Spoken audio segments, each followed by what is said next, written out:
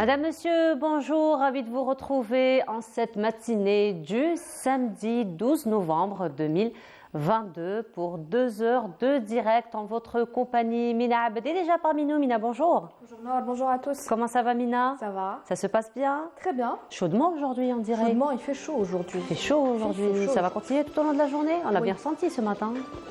Si, un petit peu. Si, on a ressenti ce matin. Un petit peu. Je sais pas, il y a une très belle musique là en fond. Hein. Merci la régie. Oui.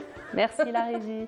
Alors aujourd'hui en compagnie de notre ami Ahmed Griga Hassen. Alors on va s'inscrire dans la continuité de Tariqa Rahmaniya.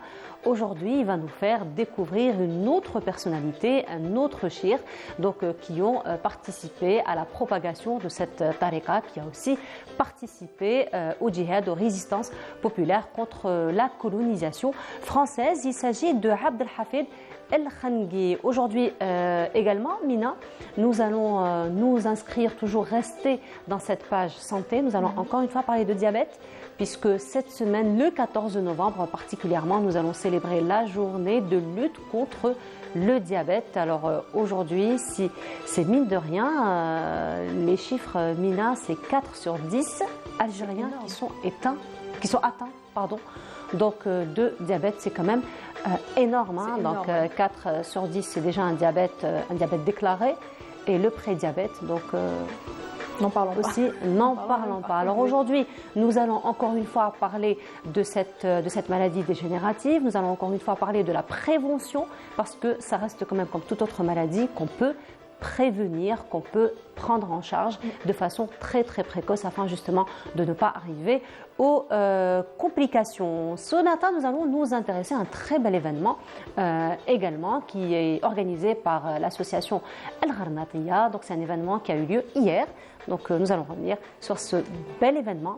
Aujourd'hui, musique hausier, musique andalouse, n'est-ce pas, de cette musique très savante, très belle musique, de cette musique savante. Nous allons nous intéresser également ce matin à une plateforme très intéressante. C'est une plateforme donc destinée à l'assistance, à aide donc à domicile et auxiliaire de vie particulièrement. Donc aujourd'hui, c'est une discipline, c'est un métier duquel nous parlons beaucoup. Donc il y a beaucoup d'associations, la société civile aussi, qui forment aux auxiliaires de vie, déjà pour les personnes âgées qui sont dans le besoin, mais aussi aux personnes, aux enfants aussi à besoins spécifiques, tels que les autistes par exemple. Alors aujourd'hui, on parle d'insertion, on parle d'école, mais aussi on parle de prise en charge de personnes âgées. Alors aujourd'hui, nous allons parler d'art, mais pas du tout comme nous avons l'habitude d'en parler. Habituellement, quand on parle d'art, c'est la peinture, de poésie. Mais aujourd'hui, eh ben, ça va être de l'art, mais vraiment dans un domaine carrément auquel on n'y pense même pas. D'accord, c'est-à-dire voilà. Je ne vais pas te poser la question parce que de toute façon, c'est un domaine auquel on n'y pense même pas. Et ben, c'est la boucherie.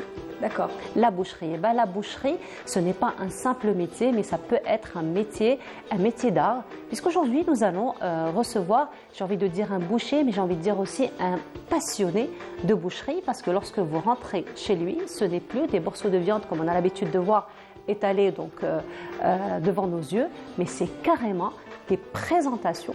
Mais alors, on confondrait, on se dirait, est-ce que c'est un morceau de viande ou c'est un gâteau? Carrément. Carrément. Carrément un gâteau. Alors, carrément, donc la présentation, elle est tout juste à couper le souffle, j'ai envie de dire. J'ai hâte de voir voilà, ça. donc vraiment, beaucoup d'amour, beaucoup de passion autour de ce métier. Donc, le boucher sera parmi nous ce matin. Il va nous parler un petit peu de l'investissement artistique au niveau de la boucherie. Je ne sais pas si ça se dit, mais bon. Pourquoi pas? Pourquoi pas? Mais bon, pourquoi? On n'arrête pas le progrès, hein, on n'arrête pas le progrès, dans le monde linguistique finalement. Exactement. Il y en a qui font des petites sculptures dans des pastèques, dans des melons, et d'autres qui font dans des légumes, et puis même dans les mines à crayon, vraiment un travail très très minutieux. Donc finalement, on peut transformer tout domaine en domaine artistique, mine de rien. Exactement. Voilà un peu pour le menu de cette matinée. Merci encore une fois à Amal Halmi qui à chaque fois nous prépare le programme de Bonjour d'Algérie. Mais sinon, Mina, tu nous donnes un peu plus de détails pour aujourd'hui? Avec plaisir. Avec plaisir. Allez, ce sera juste après cela.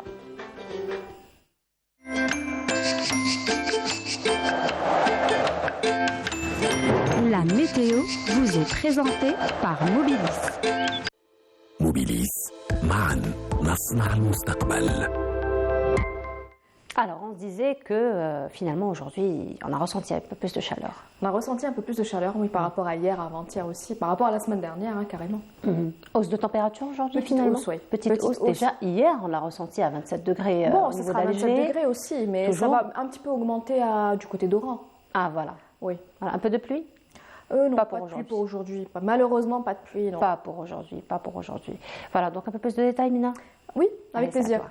Merci beaucoup, bonjour, rebonjour à tous, très bon réveil, un petit peu de brume hein, comme chaque jour en début de matinée, notamment vers les régions intérieures et puis le ciel restera dégagé tout au long de la journée à l'ouest, au centre, à l'est du pays, voilé sur le Nord Sahara et les oasis et puis bien sûr le soleil restera dominant sur le Nord Sahara, le Sahara central ou encore l'extrême sud.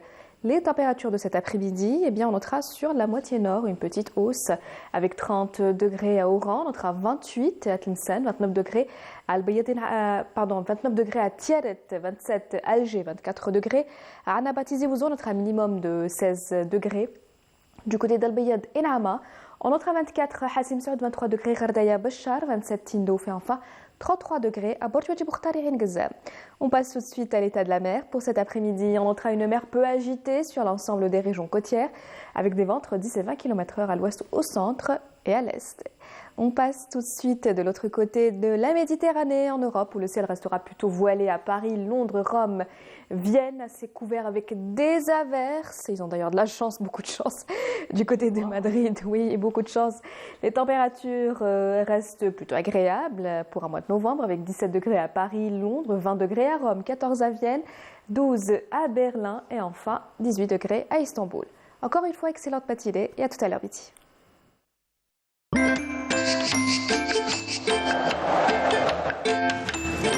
La météo vous est présentée par Mobilis. موبيليس معا نصنع المستقبل. Donc finalement, des températures plutôt estivales hein, du côté de l'ouest d'Alger. Oran, 30 Oran, degrés. 30 degrés, 29, 30 degrés, c'est Tlemcen. plutôt quand même... C'est beaucoup. C'est pour un beaucoup mois des de novembre. températures carrément estivales. C'est vraiment des Exactement. températures hors saison. Justement, on disait le réchauffement se ressent même dans les autres pays. On parlait de Moscou. Moscou, au mois de novembre, généralement, c'est moins quelque chose. C'est des mois, exactement. On C'est a de moins la quelque chose. neige, Là, c'est on est à moins, 11 degrés. c'est moins 2, moins 5, jusqu'à moins 10, même plus. Et là, C'est alarmant tout ça, hein, finalement.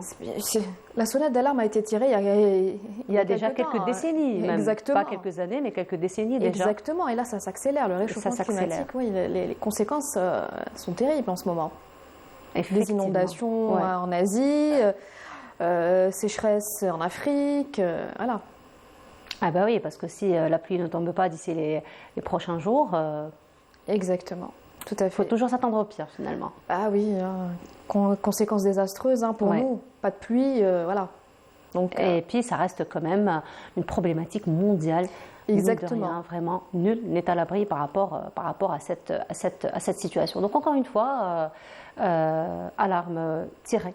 Sonnette d'alarme sonnette tirée. à la- Sonnette exactement. d'alarme tirée. On Voilà, la en tout tire cas, à chaque fois. effectivement. En tout cas, merci beaucoup, Mina. Merci. Mina, on se retrouve tout à l'heure après le journal télévisé du Avec midi pour un plaisir. peu plus de détails. Après Avec celui de plaisir. 19h, je sais que ton café n'est pas encore terminé. Non, il Le m'attend, premier. là. Voilà, il t'attend, mais celui de 10h. Celui de 10 heures. Voilà. Je suis vais invitée pour celui. essayer éventuellement de t'attendre. Tu vas m'inviter quand même à 10h. Bah, je vais voir s'il y a de la monnaie quelque part. Certainement, tu vas en trouver. En tout cas, merci beaucoup, Mina. Allez, à tout Merci. à l'heure. Et cette fois-ci, comme à l'accoutumée, ce sera pause musicale en compagnie de Shemso Friklen, lui qui rend hommage à la maman dans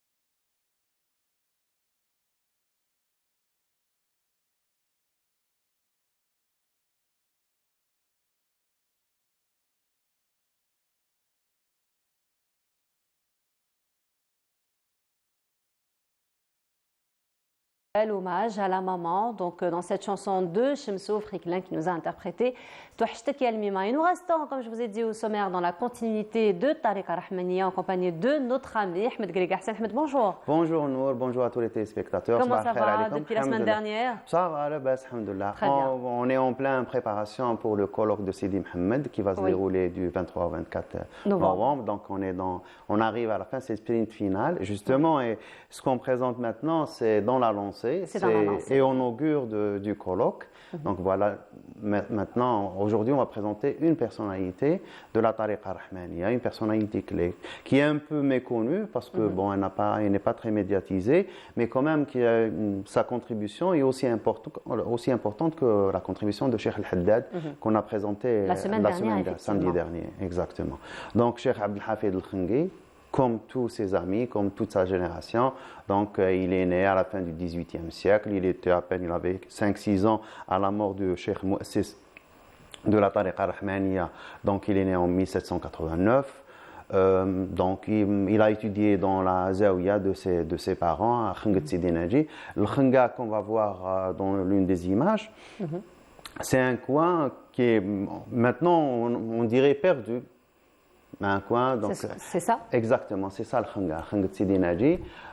Donc c'est au milieu de nulle part, entouré de montagnes. C'est un oued qui a été, donc il y a le fondateur de la Zawiya, son grand-père, qui s'est installé. Exactement. C'est entre Biskra, Khenchla, Batna, c'est les environs. C'est vraiment, on est dans le Zeb islamique d'ancien. Oui. Donc, et c'est entre l'Algérie, la Tunisie. Donc c'est un coin perdu mais central. Il est parce que c'est extraordinaire comment ces gens ont réussi à transformer des lieux qui sont eux-mêmes, ils cherchaient le khalwa, donc ils cherchaient à être isolés. Mais parce qu'ils sont installés, c'est devenu des villes, c'est devenu des villages, c'est devenu des centres intellectuels. C'est ça l'injaz, c'est ça l'œuvre de ces soufis. Donc c'est son grand-père qui est le fondateur de Khengat Sidi Naji. Il s'y est installé, il a installé une zawiya. Au début c'était une khalwa, une zawiya. Les gens commencent à venir donc pour apprendre le Coran. Ça c'est la structure actuelle, donc la nouvelle mosquée, la nouvelle zawiya telle qu'elle est faite. C'est une belle image en fait. Avec le fond, peut-être elle est un peu sombre. Je ne sais pas si j'ai fait le bon choix. Peut-être mais on la voit, on la reconnaît. Mais j'ai bien aimé un peu l'image, donc je m'excuse, désolé. Ah ben, un joli contraste. Hein. Voilà. Donc voilà, il s'est installé. Il y a ses enfants qui ont repris la zawiya à la mort du grand-père. Puis Cheikh Abdel Hafid, qui est la 3e génération, donc il commence à apprendre le Coran, donc dans sa zawiya. Il va par la suite à Tolga pour continuer ses études, parce qu'il se déplaçait, il est parti. Et c'est là où il rencontre Cheikh Mohamed Ben Azzouz. Cheikh Mohamed Ben Azzouz, qui est de Borj Ben Azzouz, il le voit, il était tout petit. Il demande à son cheikh, il lui dit, quand il termine sa formation, tu me l'envoies. Parce qu'il a vu qu'il était très intelligent, que le garçon était très éveillé, donc il demande à la voir par la suite. Une fois terminé la formation, il va voir Cheikh Ben Azzouz. Il initie à la Tariqa Rahmaniya, donc il lui fait passer les différents stades de la Tariqa, le Maqamat, l'Anfus Sab'a, donc les différents degrés, puis il le met dans la Khalwa. Donc là, et par la suite, il devient à la fois cheikh dans le savoir et en même temps un soufi. Mais c'est le soufi tel qu'ont été tous les soufis, nos ancêtres, comment ils ont compris le soufisme. Pas le soufisme auquel sont ennemis maintenant les salafistes, ou le soufisme qui a été l'ennemi du colonialisme, et qui est combattu jusqu'à présent, parce qu'on nous présente un peu le soufi comme étant l'ascète qui a tout abandonné, qui a tout délaissé, il est là, un peu mou, neutre, sans relief. Mais ce n'est pas ça le soufisme. Le soufisme, parce que tout de suite après, c'est un ascète. Et quand il a eu 60 ans passés, donc l'arrivée du colonialisme, il n'a pas hésité un moment à monter sur son cheval et combattre l'occupation française. C'est ça, Cheikh Abdel Hafid. Et c'est ce qu'on veut vraiment casser comme valeur soufie dans la société algérienne. Donc c'est pour ça qu'on essaie de les présenter, parce qu'ils représentent quelque part le vrai islam, l'islam authentique. C'est ce que vous disiez tout à l'heure d'ailleurs, Ahmed, que le soufisme c'est l'âme même de l'islam. Donc si on a compris le soufisme, vraiment on comprend l'islam, exactement. C'est ce qu'on combat. Donc on s'attache un peu à ces rituels qui sont un peu, donc qui existent, il y a du bon, il y a du mauvais bien sûr, mais le fond du fond c'est ça, c'est les gènes essentiels et l'authenticité de l'islam, c'est le soufisme. Donc c'est ce qu'ils veulent combattre. Donc Cheikh Abdel Hafid El-Khangi, il n'a pas hésité un moment à prendre les armes et à défendre sa patrie, défendre ses enfants, défendre sa famille, défendre ses terres. Donc, bien sûr, avec l'aide de toutes les tribus qui étaient aux environs. Donc, bien sûr, comme c'est le cheikh, il s'est associé à Cheikh Sadr Ben Hamdan qui était son élève, Sadr Ben Hajj des Ores qui était aussi son élève. Donc, ils ont combattu. Et ça a donné la lutte. Il est parti même essayer de rompre l'embargo qui a été organisé autour de Wahd Zaatcha, le massacre qu'ont fait, les Français. Donc c'était un massacre total. Il a essayé d'aider ces gens. Et quand il a vu que, bien sûr, techniquement, ils étaient en déphasage total avec la préparation d'une armée, il ne faut pas oublier une chose, l'armée française qui est venue coloniser, qui est venue occuper l'Algérie, c'est les restes de l'armée de Napoléon qui a terrorisé toute l'Europe. Les officiers qui sont venus, c'est des officiers qui ont été formés par Napoléon. Donc la différence est de quelques décennies. Donc les plus jeunes étaient plus vieux, étaient à l'âge mûr quand ils sont venus en Algérie pour occuper. Donc et là, il y avait un déphasage technique très important. Et il y avait aussi un déphasage démographique entre les deux pays. Donc, ce qui a causé bien sûr la perte de cette guerre parce qu'ils n'ont pas réussi à combattre. Par la suite, il est parti, bien sûr. Il a fui parce que les têtes de tous ces gens, il a vu comment ils ont fait avec les chouhadat de Zaatcha, on les a vus récemment, ils ont pris leur crâne qu'ils ont mis dans le musée. Lui, il a fui, il s'est installé quelque temps en Tunisie, puis à un certain moment il est revenu. Et quand il est revenu, il était dans sa zaouia. Et voilà l'armée française qui encercle la zaouia, ils veulent sa tête. Donc il dit à sa femme, Rabbi tlab, ou l'insan tlab. Sa femme lui répond, Rabbi khair. Il prie, et au moment où il était en plein soujoud, il décède. Donc, et là, l'armée française, quand ils ont vu ça, parce qu'ils l'ont vu rentrer, donc à cheval, il est rentré, il est descendu, il est rentré dans la chambre, et au moment, donc quand il rentre dans la chambre, il trouve qu'il est décédé, et l'autre, il commence à crier Marabout, Marabout, Marabout, parce qu'ils n'ont rien compris, il était vivant, et il rentre, il le trouve décédé. Et on ne sait pas, en fait, c'est un wali sans sépulture, on ne sait pas où est-ce qu'ils l'ont enterré. Donc, est-ce que, bien sûr, l'armée française sûrement a dû prendre son corps, mais tout ce qui s'ensuit, ou est-ce que ces adeptes ont par la suite réussi à reprendre son cadavre et l'enterrer? Ce qui est aussi intéressant chez Abdel Hafid El-Khangi, c'est que c'est un intellectuel qui a produit. Et on a beaucoup de chance parce que ses écrits sont restés. Et donc, contrairement à beaucoup d'autres, effectivement, beaucoup d'autres, exactement. On a perdu. Cheikh El-Haddad, on a vu la dernière fois, nous n'avons pu... il n'y a que l'un de ses livres qui a été édité tout récemment. Mais Cheikh Abdel Hafid El-Khangi, en plus, ces livres ont été édités déjà au 19e siècle. Ils ont été publiés en Tunisie. Donc, on peut en voir quelques exemplaires. C'est un ensemble de rasaïl qu'il a publié, donc ils en ont fait des collections qu'ils ont publiées. C'est toujours autour du tasawwuf, ou bien c'est des questions qui ont été posées, ou bien c'est des poèmes didactiques qu'il a rédigés pour les adeptes, pour leur faciliter l'apprentissage. C'est des doigts, ou bien des questions des fois très philosophiques, parce que le soufisme, donc il y a plusieurs... facettes du soufisme, et là c'est la dernière réédition faite par Dr Ammar Talbi Rabbi Yahfadou, le Jawahir al-Maknouna fi al-Ulum al-Massouna. C'est un ensemble d'écrits de Cheikh Abdel Hafid El-Khangi, donc c'est une édition critique qui vient de sortir. Donc pour ceux qui veulent s'intéresser, qui veulent comprendre c'est quoi, donc ils peuvent lire. Ça c'est un document historique très important. C'est le témoignage de l'un de ses élèves directs qui a laissé cet écrit concernant le jour du décès de Cheikh Abdel Hafid El-Khangi. C'est un témoignage qui nous est resté. En général, on ne sait pas ce qui s'est passé, mais on a au moins ces écrits. C'est pas très long, il n'y a pas beaucoup de détails, mais il y a au moins un document qui est resté. C'est le Sadr Ben Ramadan, je crois que c'est l'un de ses élèves qui a écrit ça. Donc il a résumé toute l'affaire. Et c'est quand même un témoignage, c'est très important d'avoir le document, parce qu'on ne peut pas faire d'histoire sans document. Et là, nous avons un document authentique de l'époque qui a enregistré les faits.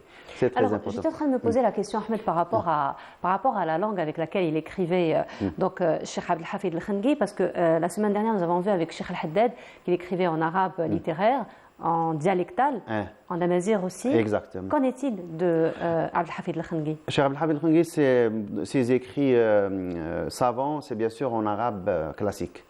Mais quand ses poèmes, c'est un arabe, on dit, accessible. C'est un arabe entre le classique et le dialectal. Donc, on appelle ça, les shu'ara parlent de zajal. Donc, on choisit des mots qui sont compréhensibles, qui existent dans la darja et qui existent dans l'arabe classique, et on se met au milieu.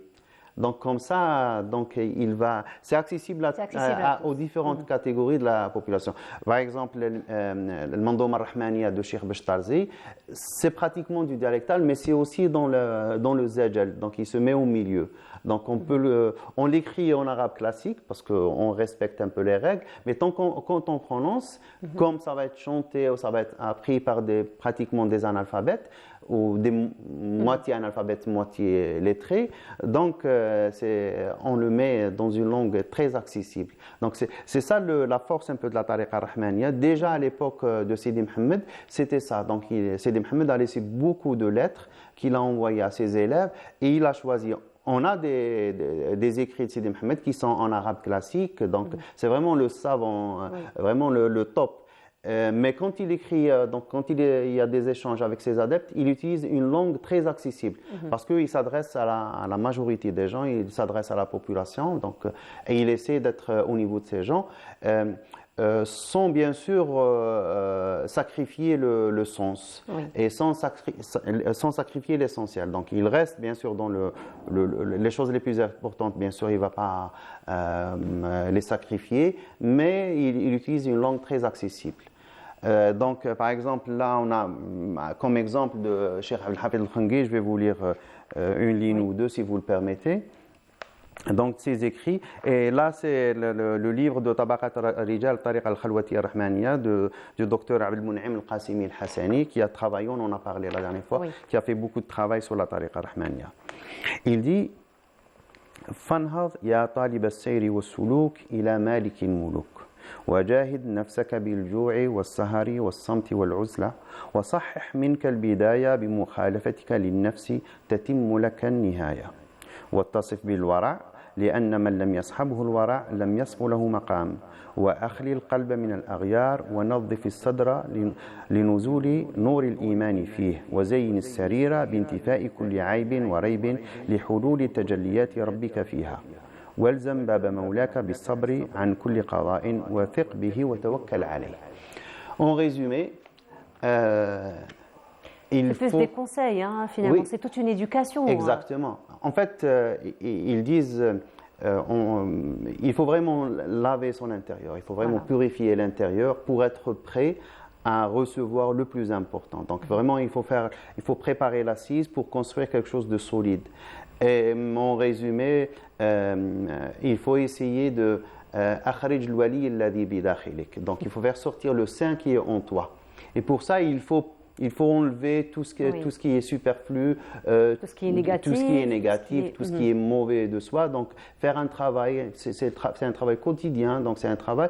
Et bien sûr, et ce qui aide dans ça, c'est en plus de respecter donc ce qu'on doit respecter, donc salat, zakat, siyam, ibadat, ça on ne va pas en discuter. Mais il faut s'aider avec le dhikr. Parce que Rasul il nous demande donc il faut avoir la langue toujours fraîche avec le dhikr la ilaha illallah, Allah, subhanallah, astaghfirullah. Donc il faut tout le temps être comme ça, même si on n'arrive pas, on n'atteint pas le stade final qu'on veut atteindre, mais il faut toujours essayer, Voilà. Donc on a aussi le plan de la zawiya. Donc on a un plan de la zawiya. Voilà. Donc, la zaouia, c'est toute une structure. Hein, c'était la question que j'allais poser. Du moment qu'il y a un plan, ça veut dire qu'il y a toute une réflexion derrière, il y a toute une stratégie derrière, finalement. Exactement. Donc, il y a bien sûr le tombeau du fondateur, il y a la salle de prière, il y a les classes, il y a les cuisines, il y a les chambres où les élèves ou les invités peuvent passer la nuit. Donc, et tout dépend de la zaouia aussi, tout dépend de l'emplacement. Par exemple, quand on construit une zaouia à Khangat Sidi Naji, la structure est différente d'une zaouia dans les cimes du Dura, parce que ce n'est pas les mêmes conditions climatiques. Mais donc, il y a une réflexion. Très ingénieux quand bien même. Sûr, hein, bien donc, sûr, prendre en considération tout ce qui est conditions climatiques. Exactement. Ça, très et ingénieux. en plus de ça, il y a l'organisation de toutes ces personnes qui sont dans la zaouia. Donc, il y a les études, mais il y a aussi ce qu'on doit faire. Donc, chacun a une obligation. Donc, ceux qui cherchent l'eau, ceux qui vont dans les jardins, ceux qui préparent, qui se mettent dans la cuisine. Et bien sûr, tout dépend de... on le fait en tournant, donc il y a un système, donc ça dépend de l'âge, ça dépend du niveau. Et bien sûr, dans la zaouia, il n'y a pas le cycle de formation. Tout dépend du niveau de la personne, de l'intelligence et aussi du sérieux. Donc, quand on est très sérieux, on peut terminer ses études en 2-3 ans. Bien sûr, c'est un miracle. Mais quand on ne travaille pas, on n'est pas sérieux, on n'a pas l'intelligence qu'il faut. Il y a des gens qui restent des dizaines d'années sans achever leurs études. Parce qu'en bas, à la fin, Cheikh Meisser Houch.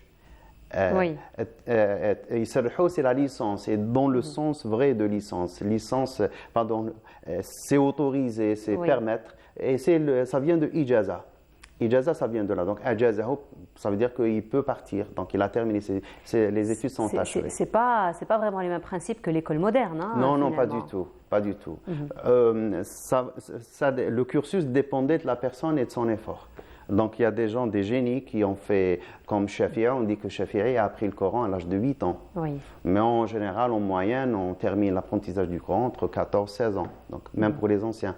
12 ans quand on est intelligent, très intelligent, c'est 8-10 ans. Et tout dépend les études, tout dépend de la personne. Et le cheikh donne ce que demande l'élève. Jusqu'au moment où il lui dit, je n'ai plus rien à te donner, parce que là, tu arrives, j'ai fini, j'ai terminé, tu vas voir tel autre prof, tel autre maître, tel autre cheikh, et il change. Et des fois, ils sont obligés de voyager. Donc, mais ce qui est curieux, c'est que les gens qui sont partis de ces zaouïas, donc Khanga ou Sidi Abdelrahman Yullouli ou la Zaouia de Bentiyous, quand ils vont terminer leurs études, enfin continuer leurs études, que ce soit en Tunisie, Zaytouna ou Jam' al-Azhar, des fois ils ont le même niveau, sinon ils dépassent les chouyours. Donc il va tout de suite, donc il se met avec le cheikh, il voit qu'il a il est bon, sa formation est terminée, donc il lui donne l'ijaza, il s'arrou. Donc il n'a pas besoin d'étudier encore plus. Sauf bien sûr s'il s'intéresse à d'autres madhab qu'on n'a pas ici en Algérie, parce que nous on a un seul madhab, deux madhabs si on veut. À l'époque ottomane on avait aussi le madhab al-Hanafi, mais quand ils partaient, donc ils arrivent la première des choses qui les choquait, c'était de trouver toutes ces variétés de madhab dans ces pays. En Égypte, il y a les 3 ou 4 madhab. En Syrie, il y avait plusieurs madhab. Déjà, même les Algériens exilés, quand ils se sont installés à Damas, c'est le premier choc qu'ils ont reçu. Et c'est ce qui a poussé Cheikh Saleh Soumaouni à écrire 2 lettres de Rasaïl, pas des lettres, c'est des Rasaïl, sur la différence entre le madhab al-Hanafi, le madhab al-Maliki et le madhab al-Shafi'i, et une autre sur le madhab al-Shafi'i, la différence entre le madhab al-Shafi'i et le madhab al-Maliki. Parce que les gens ont été choqués, les gens qui sont partis, il leur a expliqué, faites attention, il y a quelques différences dans l'ahkam. Et bon, c'est des détails, mais c'est important parce qu'on n'a pas cette culture ici en Algérie. Voilà. Donc là, on voit l'affiche du colloque du 23 au 24 novembre. Donc le 23, on commencera, Inch'Allah, à 14h. Et le 24, on commencera à 8h30. À la Bibliothèque nationale, bien sûr. Et l'accès est public. Voilà. Rendez-vous pris. En tout cas, merci beaucoup. Merci à vous. On se retrouve samedi prochain, Inch'Allah, pour une autre découverte, encore une fois. Merci beaucoup, Ahmed. Bonne semaine et puis bon courage pour la préparation du colloque. Et on continue cette fois-ci. Nous allons aller en visite au Grand Sud. Et c'est Sophia Chouban qui nous y emmène dans ce reportage. Et on se retrouve juste après. Le Grand Sud algérien recèle un potentiel inestimable. ses multiples ressources touristiques, historiques et environnementales, ainsi que ses richesses naturelles, sont les atouts en faveur de son développement. C'est vrai qu'ici, on a la chance, tant au niveau accueil qu'au niveau sécurité, c'est qu'on vient chez des gens que lui connaît. Et donc ça, c'est vraiment une richesse. Et entre autres, on a la personne qui est derrière vous, Zakaria, qui est une des connaissances justement. Et c'est une personne qui nous a fait découvrir ici Ben Yabès. Et c'est très très intéressant. Très beau pays, gens très chaleureux. Je me sens à l'aise. On a bien mangé. C'était super. Qu'est-ce que vous avez mangé? Qu'est-ce qu'on a mangé? On a mangé le couscous. On a mangé hier la soupe avec les galettes. Les morceaux de galettes là, voilà. Il y a des lieux de villégiature à ne pas rater, à l'exemple de l'oasis dorée de Beni Abbas à Béchar, et plus à l'extrême sud du pays, Adrar et Timimoun, dotés de sites historiques et de mausolées de saints, d'Ursul anciens restaurés à des fins touristiques. فيما يخص فترة العصر الحجري الحديث وهي تبدأ من فترة الحصى المشظات والتي تعود إلى حوالي 2,000,000 سنة ثم فترة البيفاس أو الأداة ذات الوجهين وكذلك الحضارة العتيرية والتي تعود إلى 45,000 سنة. Lorsqu'on évoque l'immensité du Sahara, c'est la destinée touristique par excellence. La panoplie des sites à visiter comme les stations équestres de Djanet, d'El Bayad, de N'Ama ou de Msila offre au regard des visiteurs un pan du patrimoine de l'époque néolithique et paléolithique. Pour le développement du tourisme, c'est la promotion. حنا نقولوا كانوا بكري يقولوا كون لو باتيمون فا تو فا حنا نقولوا دركا كون لو توريزم فا تو فا خاطر لو توريزم السياحه يعني كيفاش يقولوا لو ديفلوبمون توريستيك اي تري امبورطون في الجهه تاعنا.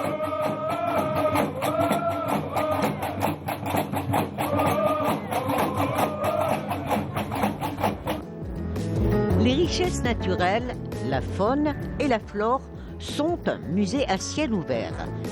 On a fait beaucoup d'endroits, on a vu le site de la vache qui pleure, on a vu aussi vers beaucoup de gorges avec les rochers, on est aussi parti dans le désert profond pour aller voir bien les grandes dunes, tout ça. En fait, c'est qu'avant, quand les vaches elles voulaient boire et que c'était asséché, elles se mettaient à pleurer, du coup les gens ils ont fait un peu ces peintures, ces sculptures sur les rochers, et avec des vaches qui pleurent justement. Je pensais pas que c'était aussi beau, je pensais que tout ce qu'on voyait d'habitude à la télé, c'était plutôt dans les pays plus profonds, dans le désert, mais là franchement c'était magnifique, c'était vraiment beau. Djanet, c'est une région exceptionnelle, on a vu des paysages incroyables, on a eu des guides, masha'Allah, exceptionnels, très bien. Et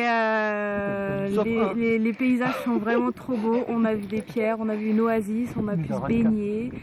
On a vu des étendues désertiques comme on n'avait jamais vu de toute notre vie. On n'imaginait pas que c'était aussi beau. Et même les photos qu'on a vues avant, de le vivre, c'est complètement autre chose. Ça nous a permis de découvrir en tout cas les environs de Djanet. Une semaine, c'est pas assez a priori, parce qu'il y a beaucoup de choses à voir. Et ce qui est bien, c'est que ça reste authentique et il y a vraiment encore des sites qui sont préservés.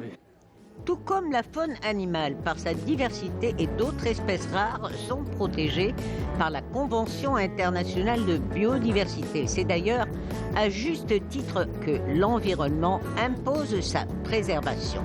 كان عندي علاقات مع الصينيين وتعلمت باللي من الصينيين يقدروا يجبدوا المطاط من العجل المستعمل. وجات الفكرة باش نديروا هذا الشراكة.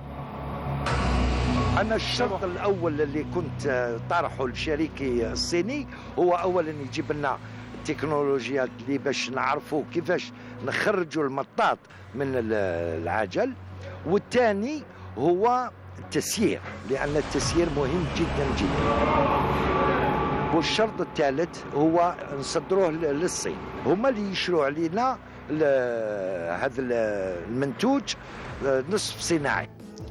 Pour ce faire, le recyclage de certains matériaux et objets inutilisés sont collectés dans certaines régions du pays. Donc, préserver l'écosystème dans le désert ou autres contrées de l'Algérie et d'assurer la stabilité de ces régions à haut potentiel touristique.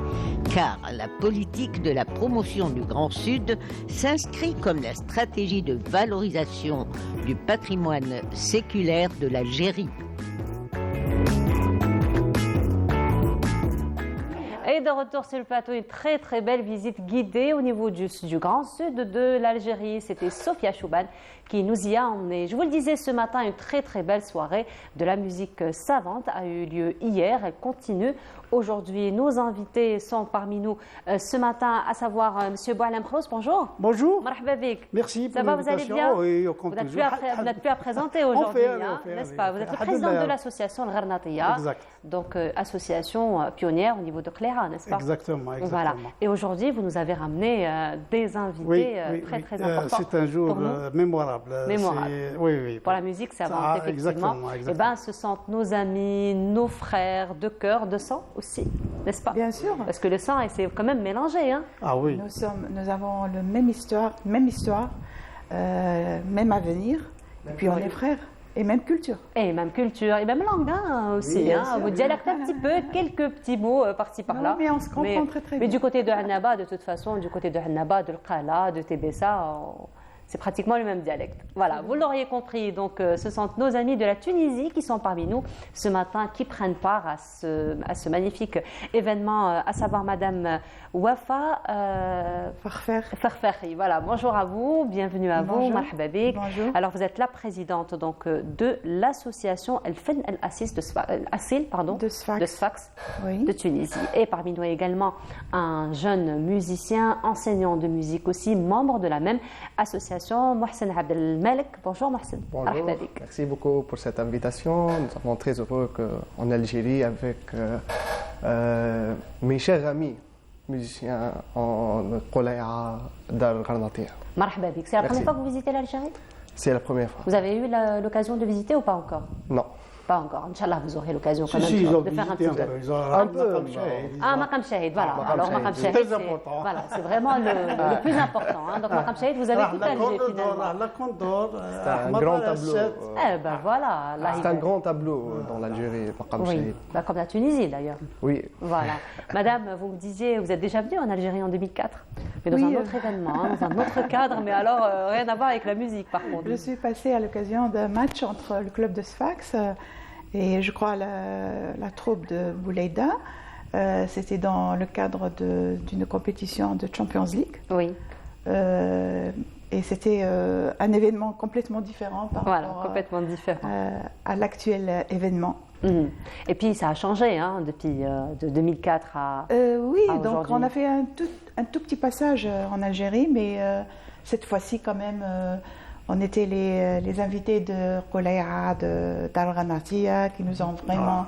Et je dois préciser cette fois-ci que vraiment on était très honorés par cette invitation. On est vraiment très touchés par l'accueil chaleureux de nos amis et confrères. C'est spontané, c'est réciproque chez vous aussi. Voilà, effectivement. En tout cas, tout l'honneur est pour nous. Alors justement, Monsieur Khrouss, cet événement donc intitulé Andalousiat al-Qléra. Alors parlez-nous un petit peu de l'organisation de ces soirées qui se déroulent donc entre hier et aujourd'hui. Écoutez, c'est une tradition chez nous. Nous sommes à la 12e édition. Dans le cadre des festivités de l'anniversaire du 1er novembre aussi, dans le même cadre, on a organisé cette 12e édition et on a voulu rendre hommage à deux maîtres de la musique andalouse, maître Belajrab Allah yarhamou et Dahma Ben Achour. Et en même temps, on a voulu faire un petit choix entre l'Est et l'Ouest, le Melouf, une formation de Skikda. Oui. Et une formation qui est très connue, ancienne, à Souguer. Quand on dit Souguer, les gens s'étonnent qu'il y a de la musique andalouse, et pourtant c'est une grande école, ils font du bon travail. Et l'occasion et l'honneur a été pour nous aussi d'inviter nos amis, nos frères de Sfax, avec qui nous avons de très bonnes relations. Oui. Et nous avons tenu à ce qu'il soit une soirée aujourd'hui de clôture. En même temps, cette soirée sera animée aussi par Dar Ghanatia, l'orchestre de Sfax, et un duo entre Lila Boursali et Mahmoud Frih de Monastir. Donc, Lila Boursali qui était il y a 3 jours aux États-Unis, elle a honoré. Les États-Unis, le Canada, elle a fait un effort, elle n'a pas pu nous refuser, exactement. C'est vrai que Lila Boursali, elle est toujours là. À la Maison de la Culture de Koléa. Et en même temps, c'est le 50e de Dar Ghanatia. Nous fêtons cette année 50 années. À cette occasion, nous avons édité un livre. Et voilà. Et je vais juste le montrer, si vous permettez. Oui. On a édité à l'occasion de cette édition un livre qui retrace l'histoire de Dar Ghanatia. Fait un aperçu sur les 50 années. Et surtout l'honneur de recevoir nos amis. À leur tête, Madame Mona. Oui. Et le professeur Trabessi, qui est une personnalité très connue de la musique andalouse. Et nous apprécions le travail que fait cette association. Oui.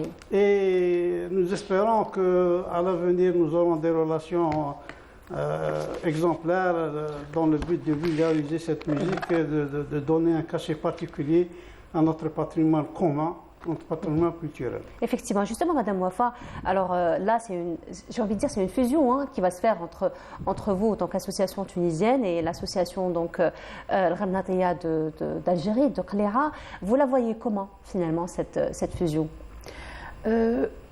Nous partageons en fin de compte les mêmes objectifs.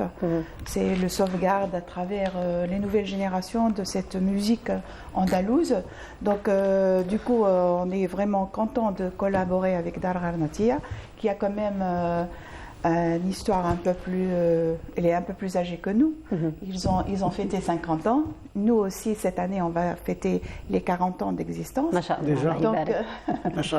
Donc, bien sûr, j'espère que cette collaboration dans l'avenir sera beaucoup plus fructueuse. Donc, j'espère qu'on va les voir prochainement à Sfax. Nous aussi, on organise de temps en temps des festivals concentrés ou spécialisés dans ce champ-là. Et puis, voilà, j'espère que cette visite va être vraiment le démarrage d'une très très importante collaboration. Certainement, c'est ce qu'on espère aussi. En tout cas, Abdelmalek, donc vous allez vous produire ce soir, n'est-ce pas, sur scène? Oui, la troupe de Nedel Assil, on va présenter un programme de Malouf tunisien, Tobo Tunisia, les formes tunisiennes qui construit le Malouf tunisien. Et je le présente le haut de Tonsi. Voilà. Alors justement, c'est ce que vous me disiez. Vous me disiez que vous êtes musicien et que vous jouez au oud tunisien. Oui. Et je vous disais, est-ce qu'il y a une différence finalement entre le oud tunisien et les autres ouds qu'on connaît? La différence, c'est dans le design, les dimensions et le cordage et les techniques de jeu. Donc, c'est spécialement pour le malouf. D'accord. Il est un peu plus petit que celui qu'on utilise? Oui. Voilà. Il y a une légère différence. Légère différence. Mais avec le son, il est le même. Oui. Le son, il est le même. Le son, il est le même. C'est un patrimoine commun. Oui, c'est un patrimoine commun. Oui. En tout cas, Abdelmalek, vous nous donnez vraiment envie de découvrir encore un peu plus. Ben voilà, on me le dit. Moi, j'allais vous demander de nous faire écouter quelque chose. Ben, il y a toute la régie qui vous demande de nous faire écouter un petit quelque chose. Je vais faire une improvisation. Allez-y. On vous fait confiance, en tout cas. Ok.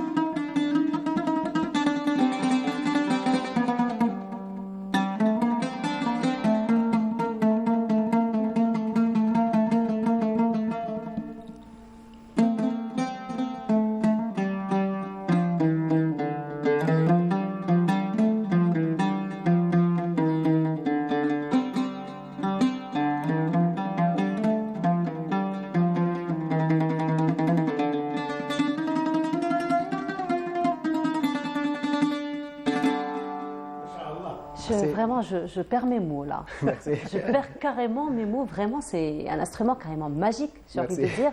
Hein? C'est un instrument plutôt magique, n'est-ce pas? Écoutez, c'est vraiment, on découvre notre jeunesse, et elle intègre, elle aime cette musique et les efforts que font les élèves. Justement, j'allais poser la question à Madame Wafa, parce que en Algérie, il y a beaucoup d'associations justement de cette musique savante. Donc on voit que les anciens, tels que Monsieur Khros, font vraiment beaucoup d'efforts pour la sauvegarde de ce patrimoine. Ça reste quand même un patrimoine qui marque un petit peu notre identité. On a beaucoup d'associations, beaucoup de jeunes, beaucoup de soirées aussi, beaucoup d'événements pour faire la promotion de cette musique. Est-ce que c'est le cas aussi pour la Tunisie?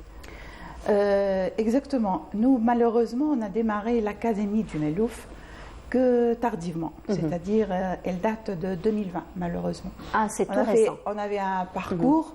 La troupe, elle a un parcours de 40 ans, mais l'académie, carrément, pour le Malouf, elle n'a été créée qu'en 2020. Mais on était très étonnés du nombre de jeunes, parce qu'en plus, ça a été destiné, on accepte des enfants à partir de l'âge de 6 ans. Donc du coup, vraiment, on est très contents, parce qu'actuellement, on a 80 élèves inscrits. Et bien sûr, pour 2 ans seulement, c'est vraiment important. Donc, on est vraiment très ravis et surpris et un petit peu désolés pour le retardement de lancer cette académie. Mieux vaut tard que jamais, Madame Wafa. Voilà. Mieux vaut tard que jamais. Le plus important, l'académie est là et elle forme et elle est ouverte à tout public, justement, qui veut intégrer cette musique savante. Et de ce fait-là, on a lancé un programme aussi important, c'est de programmer un festival pour les tout jeunes. Donc du coup, quand on a lancé l'appel, en Tunisie, quand même, on a trouvé quand même des groupes qui travaillent pour le sauvegarde de ce patrimoine. Alors Abdelmalek, vous êtes enseignant donc au sein de l'association. Ça se passe comment justement tout cet échange, cet enseignement, le fait d'inculquer cette culture donc à la jeune génération, d'autant plus qu'elle reste un patrimoine quand même très exigeant. Hein, donc oui, c'est une grande responsabilité parce que on va transmettre le Malouf, les caractéristiques du Malouf avec des jeunes qui écoutent la musique occidentale, le jazz. C'est un grand un défi, c'est un challenge finalement. Oui. Donc on commence à l'académie de Malouf de faire ça. On fait les instruments de Malouf, l'oud de tonsir, rabeb, les instruments de percussion.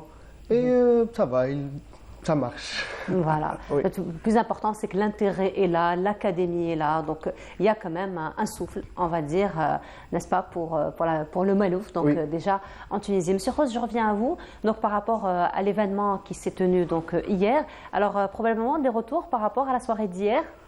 Écoutez, on est habitué à cette soirée. Et le public de Corée, c'est un public mélomane.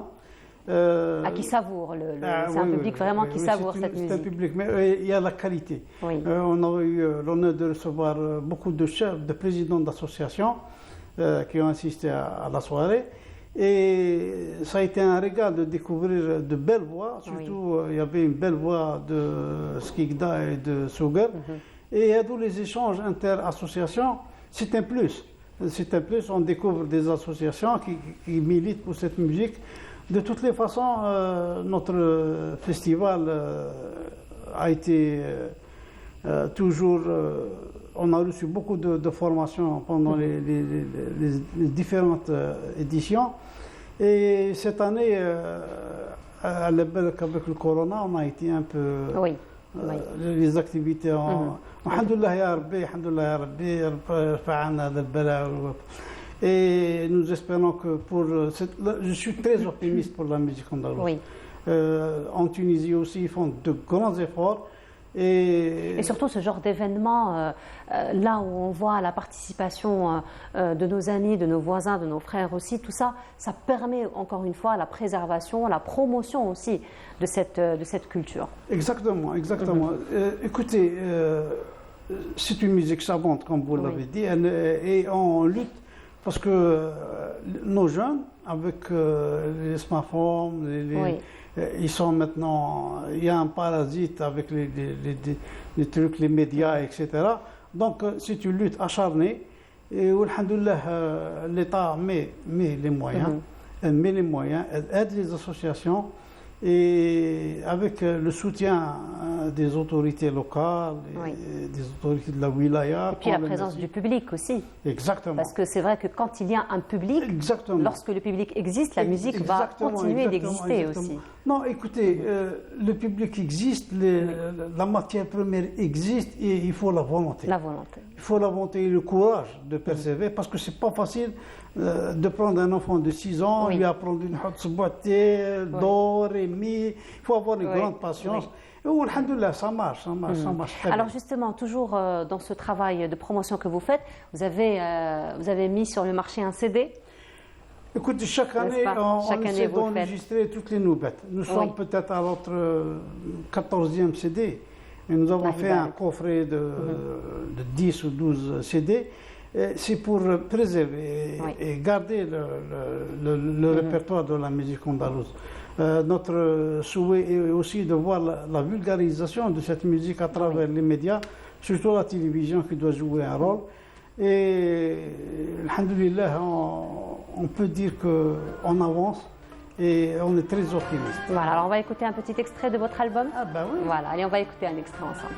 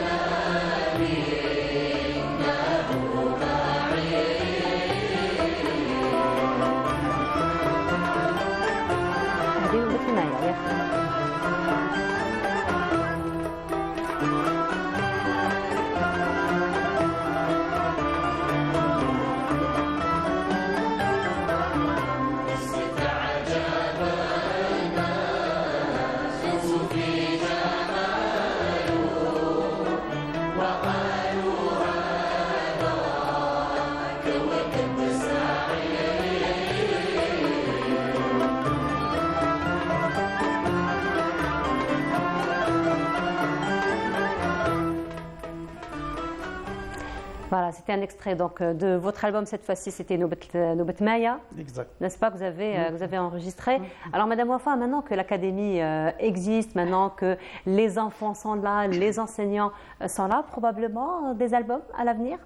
Déjà, on a enregistré un album avec les enfants. Ah, voilà. Avec les enfants en bas âge, c'est-à-dire entre 6 et 10 ans.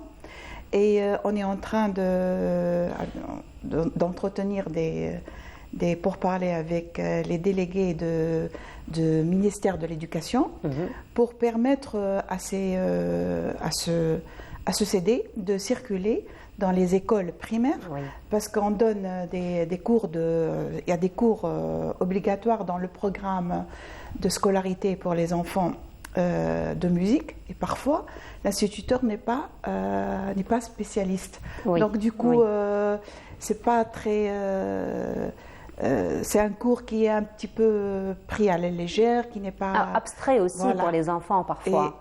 Et donc quand les enfants, le CD il est accompagné avec un petit livre avec les textes. Donc du coup les instituteurs ont la possibilité de faire entendre à ces enfants quelque chose qui fait partie de leur patrimoine, parce qu'il existe dans le programme officiel, le Melouf Tounsi, il est officiel. Donc, et l'instituteur a la possibilité d'avoir le texte, et les enfants vont se reconnaître à travers ce chant-là quand ils entendent des enfants chanter avec eux la même chose. Et puis, Inch'Allah, on va avoir la possibilité de visiter des écoles primaires et ramener les enfants de l'académie pour pour un contact un peu plus fructueux. Plus d'interactivité, on va dire, finalement. Et on a choisi cette année 3 écoles avec des enfants qui sont dans l'académie, pour que l'enfant de l'académie aille dans son établissement scolaire et nouer des contacts avec ses amis et présenter ce qu'il fait et attirer d'autres élèves qui vont se reconnaître et essayer de venir et agrandir. Contaminer, carrément. Hein? Agrandir. Il va aller contaminer ses camarades de ce beau virus, d'ailleurs. Le virus très noble. Le plus important. Voilà, virus très noble d'ailleurs. Parce qu'en fin de compte, c'est à travers les enfants qu'on peut sauvegarder ce patrimoine. Effectivement, c'est vraiment la génération qui est prête à vraiment avoir beaucoup d'ancrage. Alors on parle beaucoup aujourd'hui de Malouf Tounsi et en Algérie aussi, il y a le Malouf du côté de l'Est de Constantinois. Voilà, le Fergani, effectivement. Alors il y a des différences. Quelques différences entre le Malouf Tounsi et le Malouf algérien? En fin de compte, le Malouf, d'une façon générale, c'est le patrimoine andalou. Voilà. Il est chanté différemment à l'est de l'Algérie, à l'ouest, au Maroc. Mais on se rapproche énormément, nous, du Malouf constantinois et du Malouf de Libye, de Tripoli particulièrement. Parce que quand on passe à Benghazi, ça devient un peu plus oriental. Donc du coup... c'est notre patrimoine maghrébin. Et c'est là notre... Voilà, finalement, l'essence est là. Richesse. Voilà, l'essence est là, la base est là. Par exemple, ce soir, on va chanter quelque chose qui se... Haramto Bik Noassi. Ah oui, c'est... On la joue. Alors écoutez, qui est chanté... Alors écoutez, je vais vous dire une chose. Oui, c'est pas la peine de me regarder comme ça. Non, je ne vais pas chanter. C'est pas la peine de me regarder comme ça. Vous savez que Haramto Bik Noassi, c'est vraiment la chanson qui tourne en boucle chez moi à la maison. Ah, voilà. Donc vous allez... Si vous allez être... Allez, une exclusivité pour nous. Non, je ne peux pas. Allez, une petite exclusivité pour nous. Toute petite. C'est Mohsen qui va, allez, juste le qui va démarrer un petit peu. Donc, un petit, et après, vous allez continuer. Un petit peu. Bon, la version tunisienne. Hein? La version tunisienne. La version tunisienne. المهم حرمتو بك نوعات.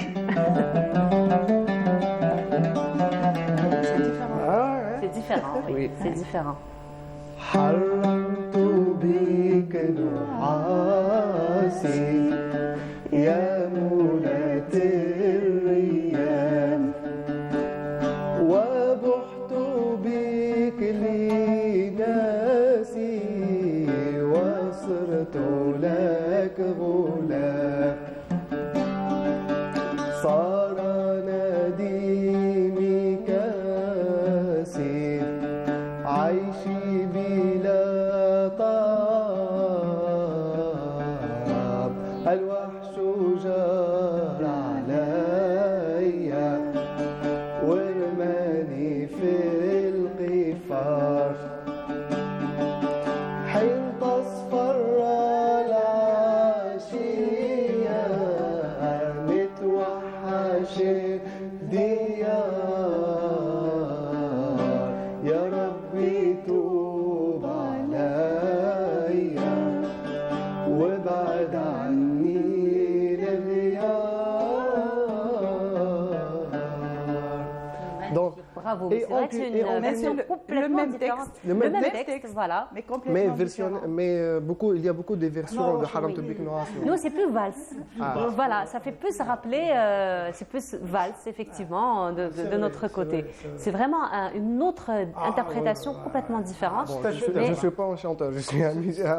Mais en tout cas, c'était magnifique. En tout cas, c'était très, très beau à écouter. Pardon ? C'est un chef-d'œuvre. Ah bah oui, c'est... Je me rappelle, on a la page sur Facebook du festival de notre... parce que nous avons aussi l'association du festival de chants maghrébins. D'accord. Donc quand on a mis Haramto Bik Noassi, il y avait plusieurs Algériens Non, c'est notre. C'est notre. Non, il est universel. C'est un texte maghrébin, universel. Exactement. Voilà, effectivement, c'est vrai que c'est un texte qui a franchi la. De toute façon, la musique, elle reste un langage universel, hein, n'est-ce pas? C'est vraiment le langage qui n'a pas besoin d'être traduit, d'ailleurs. Voilà, en tout cas, rendez-vous pris pour ce soir, n'est-ce pas? Exact. Ce sera à quelle heure? À 18h30. À 18h30. On va se régaler un peu du melou, de la Sanaa, et puis le public est cordialement invité. De toutes les façons, c'est une soirée qui sera marquée par la présence de nos frères de Tunisie. Et Inch'Allah, Doum, les rencontres au bénéfice de notre culture. Et je dirais que la société civile, nous œuvrons, nous sommes un complément de ce que font nos responsables dans le domaine économique, politique, etc., etc. Et nos relations fraternelles avec nos frères de Tunisie sont particulières.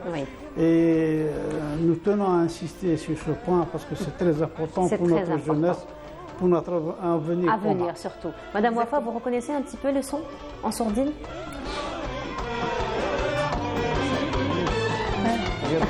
C'est lui, effectivement. Effectivement. Madame Wafa, un petit mot avant de terminer? Très ravie d'être parmi vous, parmi mes frères algériens. J'ai eu un message avant de venir d'un de nos amis qui m'a dit Marhaba bik fi baladek thani. Je lui ai dit non, on va se déplacer d'une région à une autre. Exactement. On est vraiment dans le même pays. C'est ce que je disais le Grand ce matin Maghreb, aussi, c'est notre grand pays. Voilà, c'est ce que je disais ce matin. Monsieur Khossi dit nous avons nos invités. Je dis non, ce ne sont pas les invités, ils sont déjà chez eux. Exactement. Nous, voilà, au mois d'août, on était à Monastir. Nous avons une très bonne relation avec nos amis. Effectivement. Un mot avant de terminer? Je veux dire merci beaucoup pour cette occasion.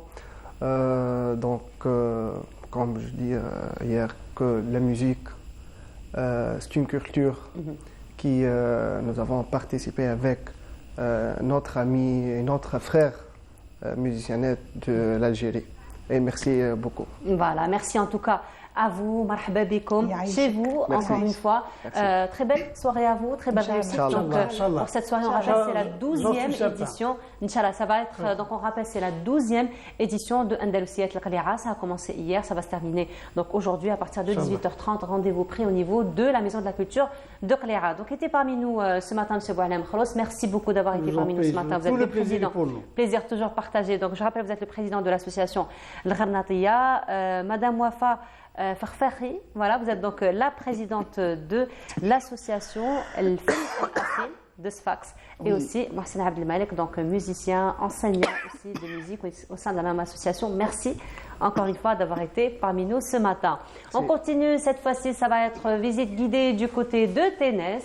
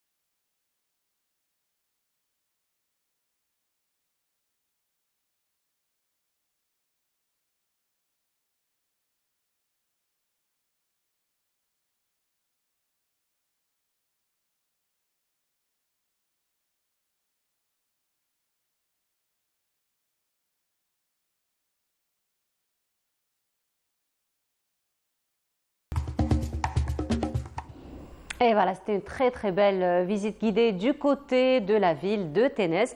Cette fois-ci, nous allons nous intéresser à l'art. Je vous le disais ce matin, c'est un art très spécifique auquel on n'y pense pas forcément. Et on va parler de boucherie, mais plutôt de boucherie vue de façon très artistique, très artisanale. Nous en parlons en compagnie de notre invité qui est artisan, artiste aussi, boucher. Il s'agit de Sultani Qada. Bonjour. Bonjour madame. Bienvenue à vous, marhaba bik. Allah يسلمك بارك Alors, الله فيك. Tarak Marouf Bekader. Kader Boucher. Donc, ceux qui nous regardent, les Yaqlouk Bekader. Kader Boucher. نعم. Voilà, alors Kader El Boucher vient d'Oran.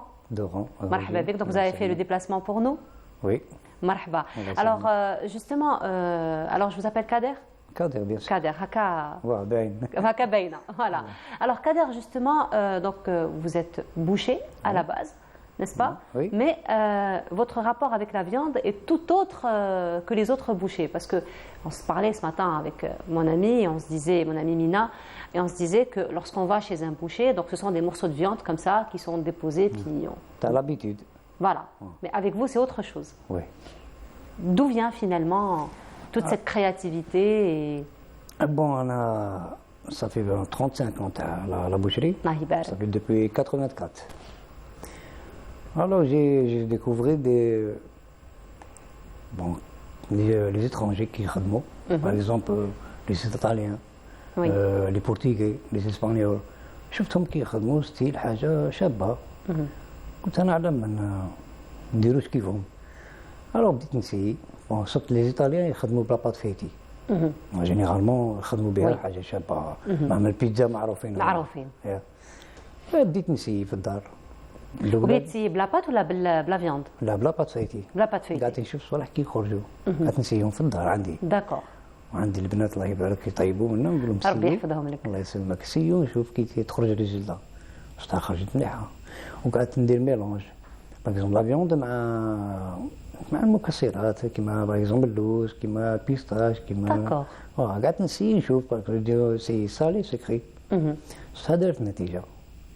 عاد تما وليت نخدمهم في الحانوت بروبوزيهم لا كليونتان نعطيهم من عندي قال هاك دوق شوف نسيي لي شونتي الناس عجبتهم قلت الفكره من جات قلت لهم جاتني من راسي هيا من تما وليت نخدم هاد الصوالح نخدم اللحم ونخدم بلاباط فيتي بصح كي الواحد يدخل عندك الى لابريسيون كثر راهو في باتيسري ولا راهو في بوشري باسكو لا عندنا باغ اكزومبل التابلو هذاك اللي راهو تما لا فوتو اون فوا باغ اكزومبل فورم دو كرواسون لهنا باغ اكزومبل اون لابريسيون كو سي ان رولي جوستومون دخلت دي كليونت خاطر عندي راحت ديريكت للفريغو اللي فيه لي كرواسون لا اللي فيه الكارنيتير شفتها عاود خرجت عيطت لها مدام قالت لي شفتها باتيسري قلت لها ولا الحم من النار هي تما كنا الناس ديكوفري مع ملي درت لاباج تاعي وليت سبونسوريها الناس ولات تعيط لي بغاو يجيو يشوفوا ديجا غير رمضان هذا اللي فات بويسك بالك قولي 48 ولا جات كاميم جاو يحاولوا يعرفوا الستيل هذا شغله جاو يدوقوا سيتو رمضان بالك الناس تاكل بعينيها بيان سور surtout quand on voit une image comme celle-ci qu'on voit sur l'antenne هذا on aurait dit croissant بلا بات فيتي هذا دونك سي بات فeuilletée avec de la viande hachée هكذا لا فيوند هاشي فرomage داكور دونك هذيك بلاصه البوراك في بلاصه البوراك ديجا في العراس بروبوزيتها كانوا يديروا البوراك قلت لهم وانا شنو الفوق اللي كاين فريز واحد ديكور فريز وي داكور ديكور دونك في بلاصه البوراك بلاصه البوراك بيان سور حاجه شابه دونك هذه بات فeuilletée بيان سور داكور اي هذا سي كوا هادو رولي هذا ثاني فيه لا فيوند هاشي هذا جوستومون ثاني بلا بات فيتي فيه لا فيوند هاشي فرomage شامبينيون هذا ثاني كيما راه بالكيسات هكا يطيب في الكوشه وطير ما يشدش عندك كان كاردور 20 مينيت با بليس في الفوق وهذا الاخضر اللي من الفوق سي كوا لا هذاك بلون جون دوف جون دوف داكور سي لو جون دوف داكور اي دونك هذوما سو سونت دي شوز اللي انت تستخيلهم انت اللي تفكر فيهم من قبل نعم داكور اي سي دي زيسي اللي راح تخدمهم دابور عندك في لاتوليي جوستومون نشوف باغ اكزومبل حبه تاع كاطو ني باتيسري دوريجين باتيسري حابين نسي باش نخرج كيفاه هذوك درنا لا كونكورونس مع لا باتيسري نيشام باغ اكزومبل كان عندي ان بوكي دو فلور شغل الجدره تاع اللوح باسكو اون بوا قعدت مقابلها نشوف بعد قلت لها بوركوا با سي خدمتها ديك كيما نقولوا زوقتها بلا باتفيتي وقعدت بلا كولور خرجتها تحسبت هي شجره وهي معمره بلا فيونداشي وفيها اللوز وفيها والطيب كيما راهي. وهذه اللي انا نشوف فيها دركا هادو لي بيلون تاع البولي. لي بيلون تاع البولي ديزوسي ثاني لانتيريور ثاني توجور لا فيونداشي فروماج. انا عندي لا فيونداشي نديرها لي زيبيس تاعها زعما سبيسيال حاجه نقو سبيسيال ونكوفريهم بلا فوالات نتاع لانيو الشحم تاع الملفوف كيما نقولوا ملفوف وي نحزمهم وندير لها البيض وندير هذيك لا شابلي روج الكوت تاعها تاع لي فخاز. لا شابلي روج لا شابلي بالخبز لا شابلي تاع الخبز بيان سور كو فخاز ندير لها لا كولور روج فيها الكوت تاع لي فخاز. داكور بدات كيما هكا ثاني طيب في الكوشه وكي طيب هكا تما فيها كو تاع فياندي فخاز سكري سالي. D'accord. Bon, là, il faut goûter parce que j'arrive pas à imaginer un peu le goût de la viande avec la fraise. هذه تلقى فيها 3 غو. الغو تاع البولي والغو تاع لا فيوند هاشي دو فو والغو تاع لا فواليت تاع لانيو. Ça fait 3 غو بلس fromage. بصح دوك هاتيك يا نوتر تابلو لهنايا. Je sais pas si on peut l'avoir celui-ci là. Voilà. Celui-là on a l'impression حبة تاع رمان هذه. هذه بالبيفتاك. البيفتاك يكون حاجة طوندغ. فوالا. كاين رومستيك ولا كاين الغوز بيف. هادو نخدموا بهم هاد لي بوبيات دو فو. هادو سي لي بوبيات دو فو. لي بوبيات دو فو. Voilà, vu autrement hein. Donc là, c'est vraiment une autre façon de voir les poupiettes hein, finalement. كاين لي بوبيات يجوا مبلعين. Oui. وهادو اللي نحلوهم هكا بالفرماج. هذا ça fait vraiment penser à la grenade. Vraiment حبة تاع رمان. Je sais pas, moi ça m'a fait penser à ça. كاين ثاني لا فاصون تاع حبة تاع رمان ثاني نخدمها بلا بات فيتي. D'accord. ندير لها لا كولور وكلشي. وهذه سي كوا؟ هذيك تي تاخت او بيستاش. هذيك لو با تاعها فيها لو بان دومي نقطعوه بالمول نعمروه بلا فيونداشي كوم ان كانابي نعمروه بلا فيونداشي ونديرو الداخل في وسطها اللوز ولا مقرقع كيما احنا نقولوا فيها مقرقع انتم تقولوا جوز هيا ولو تور هذاك نديرو لها البيستاش. داكور. نديروها في البيضه من الاولى باش ترقد ومن بعد نفوتوها في البيستاش من الفوق هذاك نديروها فرماج سلايس. J'ai envie de dire, Kader, il faut beaucoup de passion hein, et de patience, surtout parce que le travail, quand même, il est très minutieux, vraiment متحوف. خدمة كما نقولوا احنا متحوفة. Et donc ça vous prend beaucoup de temps finalement. بصح كي تكون عندي لابيتيد. فوالا. كيفي باغ اكزومبل نخدم من 20 ولا 30 من هذه نديرها هكا نكملها باسكو ديجا راني خادمها. نعاود ننقز نوتر موديل. تيفوا وفي رمضان لا في رمضان كنت غير نفطر راني في الحانوت. دونك وقتك كامل في الحرفه هذه كومبلي ما عنديش وقت. Et justement, Kader, vu que vous êtes très passionné, donc vraiment عندك un amour très profond لهذه الحرفه هذه, vous la partagez d'ailleurs, vous faites des formations. Justement, la semaine passée كنت هنا في الكاليتوس, l'école privée, l'école جيدة. جاوني لي كانديدا من وهران, بورتون حدايا من وهران. وي. جاوني 3 من الله يبارك. جاوني من خانشلا بسكيكدا. والاخرى والله ماني عاقل بوتون دي جون بوشي. وي. وكاين اللي خاطيه كاع لا بوشري كاين يخدم الدومين تاع كويزيني. جاو عندي الله يبارك ضربوا معايا 3 جور علمتهم بالك 15 موديل. انا نشوفوا جوستومون في لا فوتو يا بوكو دو موديل. لا عندي لي موديل عندي بليزير وكاين اللي مازال ما درتهمش. كاين اللي كان راهم خوكي برك راهم مرسومين ونطوندو. راني نقارعوا كيما قلتي. فوالا. هيا ذاك بربي ان شاء الله كي يجي وقتهم نديرهم. ماذا بيا انا ثاني لو كان باغ اكزومبل انا بغيت باش هذا الستيل هذا يكون كاين في بلادي على هلا. تخيلي هنا من وهران نعيطوا لي من السعوديه قال لك روح تخدم عندنا. وي. علاش ما نخدمش انا في بلادي؟ على ما نعلمش لي جون هنايا. Surtout que les jeunes دركا راهم يحبوا يتعلموا. يعني les jeunes دركا c'est vrai que il y a une accessibilité à l'information à l'information aussi à la formation. هي ماشي غير في لابوشري. ماشي غير في لابوشري صح. كاين لي زوتيل بغوا دي كويزيني يبغوا يخدموا هاد الصوالح. كاين لي ريستورون شيك ثاني يبغوا هاد الصوالح. انا ماذا بيا هاد الستيل هذا يتمشى في بلادي. Pourquoi pas? Pourquoi pas, bien sûr. C'est pour ça que vous faites des formations d'ailleurs. Justement, أنا عاد الأولى بسم الله هذه اللي درتها تاع جاهدة تاع كاليتوس. هذه الأولى مي سيتي un succès بالنسبة لك. بيان سيغ. ماذا بيا أنا كون يزيدوا يعيطوا لي بصح أنا هذه بغيت نديرها في وهران بغيت زعما أنا نحل إيكول. نعطي ليطا باش ندوموندي كيسكيل فو. الأولى قالوا لي جبنا ديبلوم. ديبلوم ما عندناش في بلادنا. وي. دونك عندي 35 تاع ليكسبيريونس. وي. على ورقه نحبس. هذه حابس. D'accord. هذا هو البروبليم اللي عندي. Juste par rapport au diplôme. Juste par rapport au diplôme. دوك يعيطوا لي ليزيكول هكا نخدم معاهم معليش. D'accord, justement, au moins pour partager la passion تاعك هذه. Donc certainement, donc نروحوا برك la page Facebook تاعك, on a tous les modèles qu'on veut, mais sinon كاين d'autres modèles راهم جايين. كاين مازال ما درتهمش. نعم. كاين مازال ما درتهمش. En tout cas, كادر يعطيك الصحة اللي جيت معنا اليوم. Donc on rappelle, جيتنا من وهران. Oui. On vous souhaite beaucoup de succès et surtout bravo pour tout ce que vous faites. Vraiment, Yatek Saha. Kader, merci beaucoup. Ça a été un plaisir vraiment de vous recevoir. Merci beaucoup. Merci. Et on continue. Cette fois-ci, nous allons nous intéresser à la santé puisque le 14 novembre, c'est la journée de lutte contre le diabète. Et notre ami Samia Bouharour s'est intéressé à ces journées ouvertes de sensibilisation donc, contre la maladie du diabète qui s'est déroulé à Boumerdes jeudi passé. Je vous laisse voir ce compte rendu de Samia Bouharour et on se retrouve juste après. Le diabète affecte plus de 400 millions de personnes dans le monde. En Algérie, les spécialistes tirent la sonnette d'alarme. On parle de 4 millions de diabétiques et 10 millions de prédiabétiques, sans parler des personnes qui n'ont pas été diagnostiquées. Plusieurs thèmes ont été débattus lors de cette journée scientifique à Boumerdes, en présence d'éminents professeurs et spécialistes de cette maladie. Il y a beaucoup de diabétiques méconnus.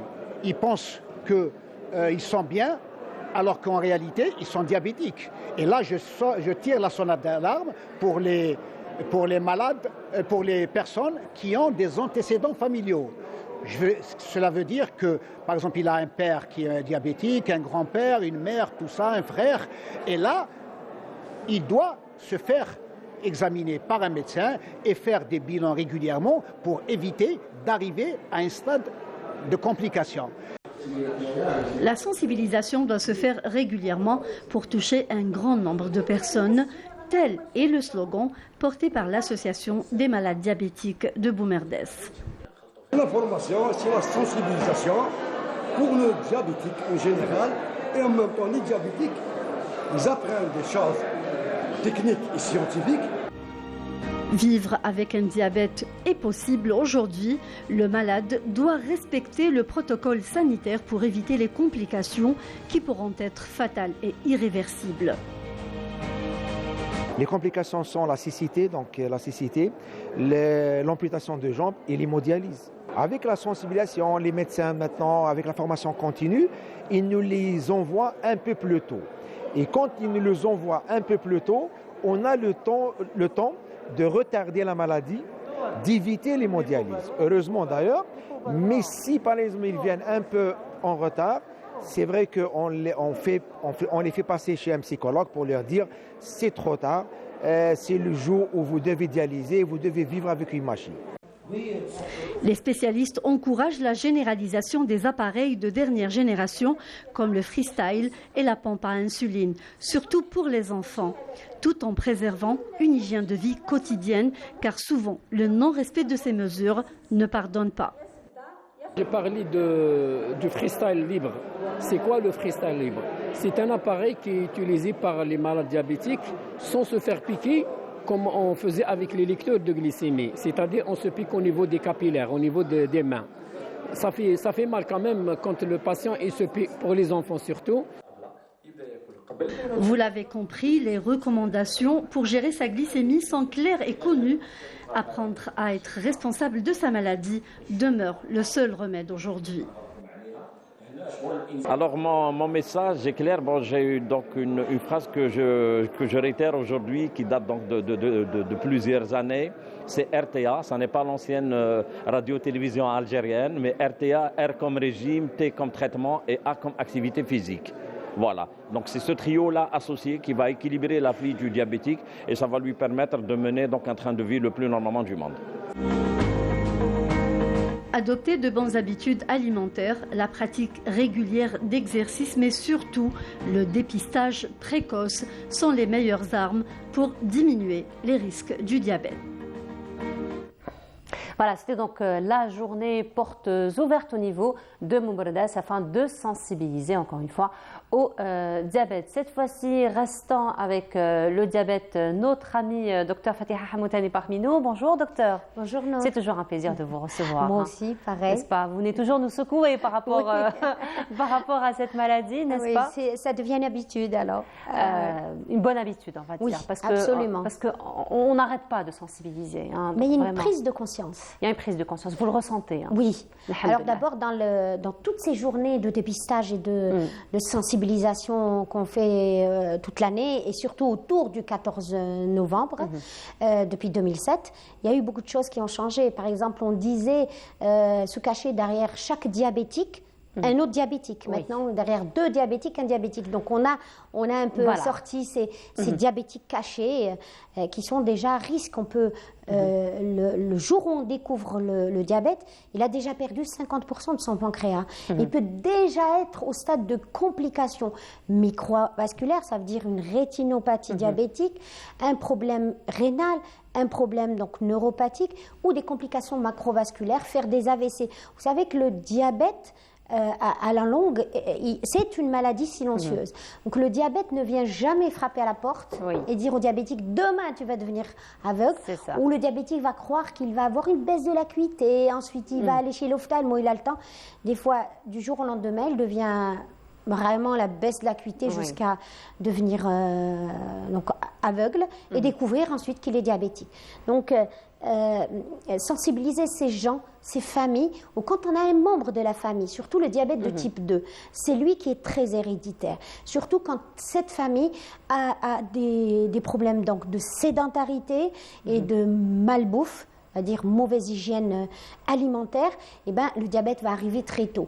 Et mettre une mise en conscience, et moi, par exemple, le travail qu'on a fait à Rindfla, la dernière fois, je suis partie pour me réinscrire, pour refaire du sport, parce que je me suis arrêtée quand même avec Corona, on a eu beaucoup Donc, j'ai vu une salle de sport, des jeunes filles avec, dans la salle de sport pour le karaté, c'était un plaisir à voir. Elles avaient une rage de vouloir, et c'est partout. Hein. Dans mon Kabylie, j'ai vu ça, et je crois que le sport est devenu, surtout avec, ça a été boosté avec les Jeux méditerranéens, mais il y a une rage à vouloir faire du sport, et c'est déjà une arme thérapeutique de prévention contre le diabète. De prévention, il y a aussi, mais sinon, docteur, il faut dire, auparavant, c'est vrai qu'il y a quelques décennies de cela, quand on parle de diabète, c'était très rare où on voyait des personnes très jeunes ou des enfants qui étaient atteints de diabète. C'était plus on va dire, une maladie de vieux, une maladie d'adultes. Mais aujourd'hui, c'est une maladie qui n'épargne personne à aucun âge. Absolument. Et puis on a vu le diabète rajeunir, parce que quand on voit les grands-pères qui avaient 100 ans ou 90 ans, le père qui vient à 60 ans, ben les enfants, l'âge rajeunit quand il y a de l'hérédité. Pour ça qu'un parent qui est diabétique, prenez votre... Il faut sensibiliser la famille. Les mamans qui ont un grand-père ou un père diabétique ou un mari diabétique, elles devraient faire le régime alimentaire, pas le régime alimentaire, un régime sain, voilà, pour toute la famille. Elles doivent prendre du temps à cuisiner, à donner, parce que les fibres, ça demande du travail, ça demande à nettoyer, à faire. Il y a les épinards, il y a les. Enfin, prendre une bonne habitude, c'est sauver sa famille. C'est revenir au régime méditerranéen, hein. D'ailleurs, c'est le meilleur régime. Voilà. Ils ont beau parler de tout le régime asiatique, ils sont revenus au régime méditerranéen. C'est l'un des meilleurs au monde. Mais il faut manger le poisson de la Méditerranée, qui est pauvre en iode, mais reprendre le poisson, quitte à prendre de la sardine. La sardine. C'est un repas complet, le poisson, la sardine. Hein, comment? Ça reste un repas complet, la sardine. Oui, la sardine, voilà, est excellente. Il faut donc programmer dans la semaine, au moins 2 fois par semaine, le poisson. Le poisson, et puis toutes les fibres. On a les noisettes, les amandes, c'est des fibres, elles sont riches en fibres. Vraiment, l'alimentation, l'huile d'olive, voilà. Voilà, vraiment revenir aux traditions. Quelle était de la viande, docteur? Juste avant vous, on a reçu vraiment un artisan boucher. Écoutez, lorsqu'on voit une présentation pareille, elle est magnifique. Charmés, hein, oui, mais c'est vraiment, c'est pas des choses ce qu'on va acheter tous les jours. Parce que lui, c'est vraiment un artiste. Hein, et vraiment, ce qu'il a fait, et moi, je trouve que c'est une merveille. Hein. C'est une merveille. C'est une merveille. Avec vous. Mais quand on a je sais pas moi, une cérémonie, quand on a vraiment une fois par, je sais pas moi, par 6 mois, si, les occasions pour acheter, c'est bon, c'est beau. Mais la viande, c'est vrai que la viande rouge reste la protéine la plus dangereuse. Et dans les viandes, il y a par exemple le cheval est meilleur. Comment on appelle la chèvre ou le mâle de la chèvre, le veau, et puis il vient en dernier le mouton. Le mouton. D'accord. Voilà. Surtout, on a une habitude alimentaire, c'est que sharba. Alors tout le mois de Ramadan et toute l'année, on utilise la viande de mouton et on adore mettre le gras. C'est le plus dangereux. Le gras qu'on rajoute. Donc il faut vraiment décortiquer. Le gras saturé surtout. Voilà. Non, le gras qui est collé à la viande. Ah, qui est collé à la viande, d'accord. Celui qui est collé à l'os n'est pas dangereux. Mais celui qui, surtout l'intra-abdominal. On aime bien mettre le foie avec l'entouré avec la graisse. Et c'est le gras le plus dangereux. Le melfo, voilà. Mais le faire une fois par an, ok. Oui, mais généralement, c'est l'Aïd al-Kabira. Voilà. Mais il y a des gens qui aiment ça. Des familles qui aiment ça. Donc, on a parlé de l'activité physique. C'est vraiment une arme merveilleuse. Habituée à vos enfants. Et je crois que pour réussir, on veut leur donner des cours et tout. Il y a 2 choses. C'est d'abord l'activité physique, la méditation. Alors la méditation, on sait qu'elle est excellente pour les jeunes. Il y a de la sérotonine. Pour la méditation, on fait tout ça. La prière. Absolument. C'est rentrer en transe. Oui. D'accord. Lire la prière, d'ailleurs, kul harf bhasana, et puis se donner du temps et comprendre. C'est vrai que c'est difficile. Moi, personnellement, j'ai une mère qui est fille française et qui m'a appris à lire. Ça m'a été difficile au début. Et j'ai lu Qisas al-Anbiya, les histoires des prophètes. Et ça m'a... D'ailleurs que je faisais très très jeune la prière. J'ai pas eu de problème pour ça, donc je suis une convaincue. Mais lire le Coran, méditer, parler à Dieu... Parce qu'extérieurement, 2 personnes font la même chose toute la journée, mais il y a une personne qui médite. Et c'est celle-là, méditer, vouloir faire du bien. Je crois que c'est... Donc, donner ça à ses enfants, c'est les 3 armes. Hein. La méditation, bien sûr, se rapprocher de Dieu. Deuxièmement, le régime alimentaire. Et puis, l'activité physique. Voilà, l'hygiène alimentaire. Vos enfants vont réussir. C'est pas les emmener au restaurant, les emmener voir un film, les emmener... Toujours de l'éducation. Et je pense que quand des parents arrivent à un certain niveau, parce qu'ils ont un savoir, il ne faut pas le laisser à l'intérieur.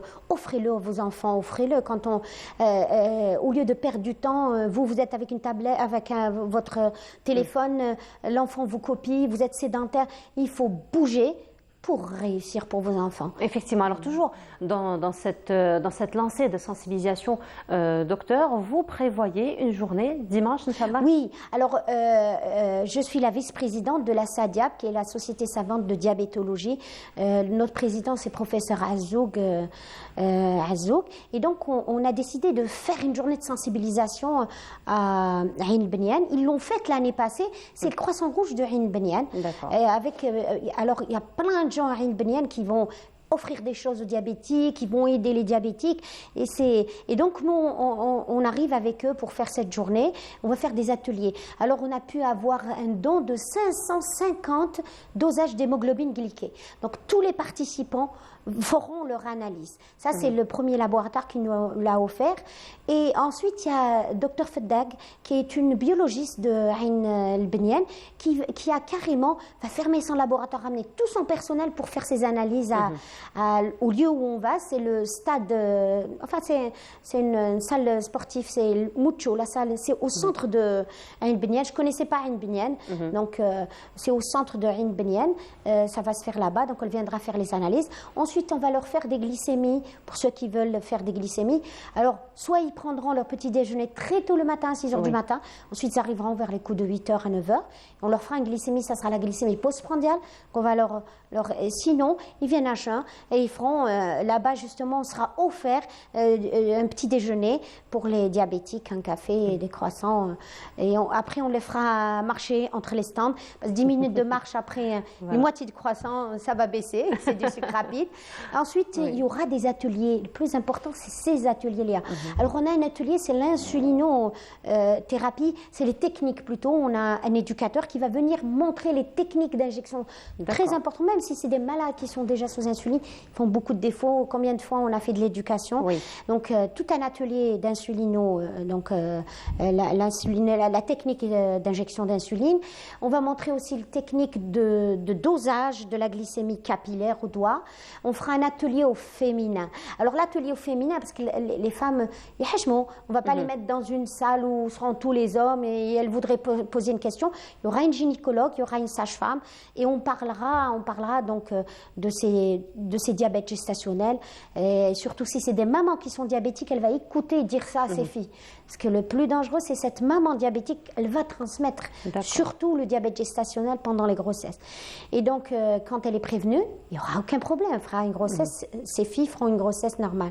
Et on leur fera de l'activité. Il y aura des coachs, quitte à que ça soit moi. Donc, vraiment leur montrer des petits mouvements à faire 10 minutes de sport, même si elles sont assises en face de la télévision.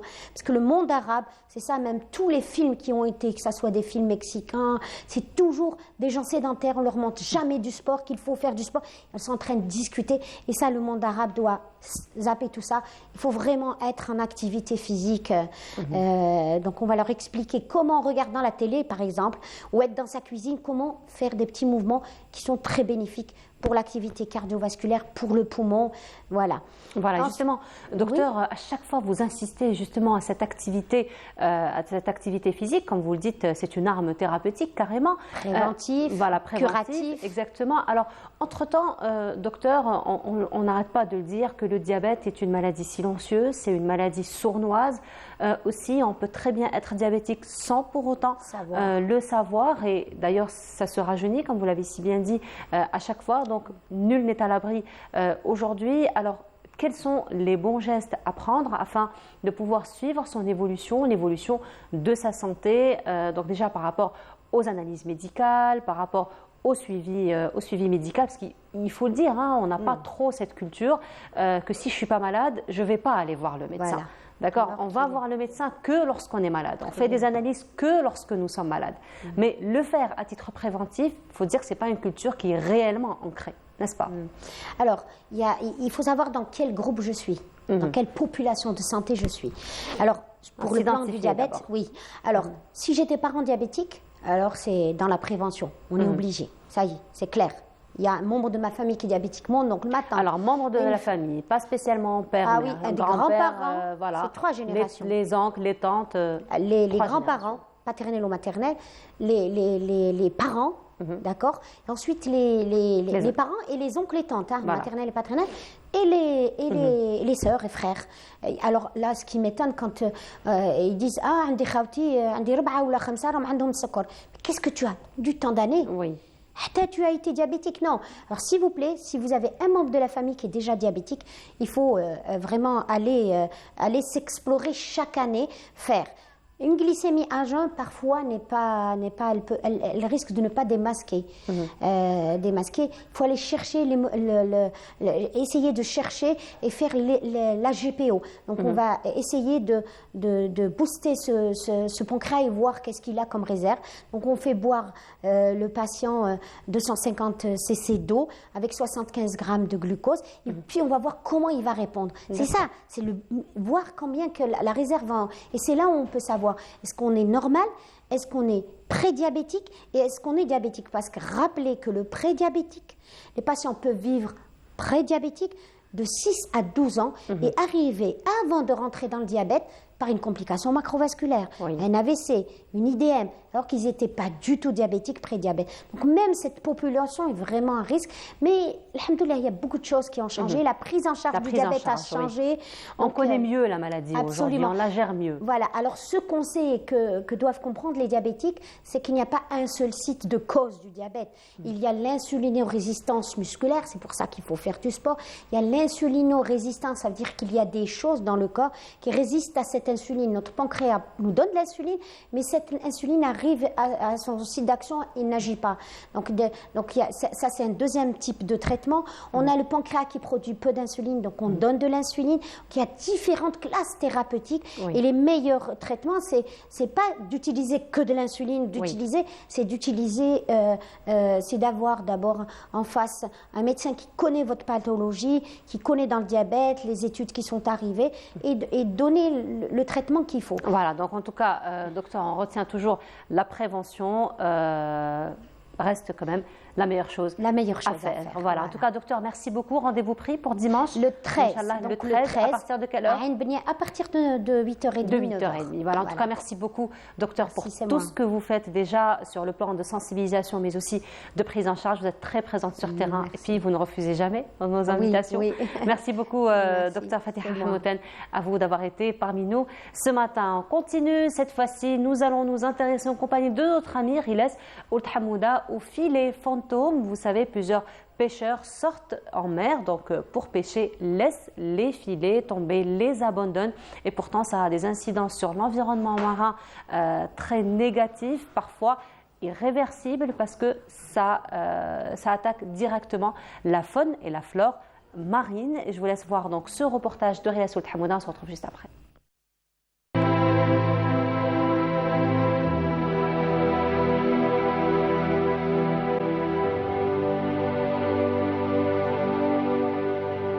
Sur la côte algérienne, venir à bout de ces filets fantômes, c'est l'obsession d'une poignée de combattants.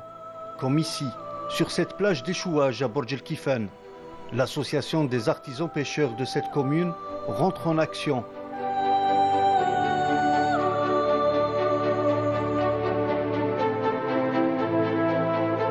C'est un plongeur amateur. On a fait ce genre d'action périodiquement.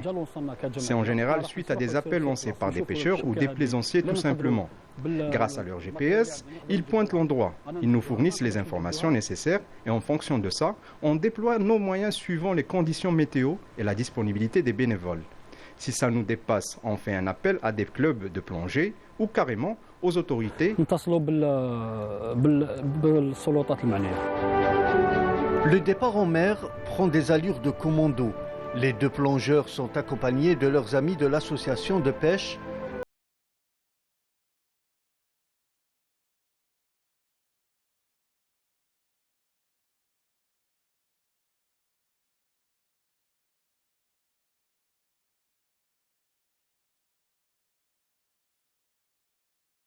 Je nageais tranquillement avec mon ami. À un certain moment, on a remarqué un objet flottant. L'eau était trouble. On s'est rapproché et on a vu que c'était un filet abandonné. Ce flotteur, une bouteille bleue, qui nous a servi de repère.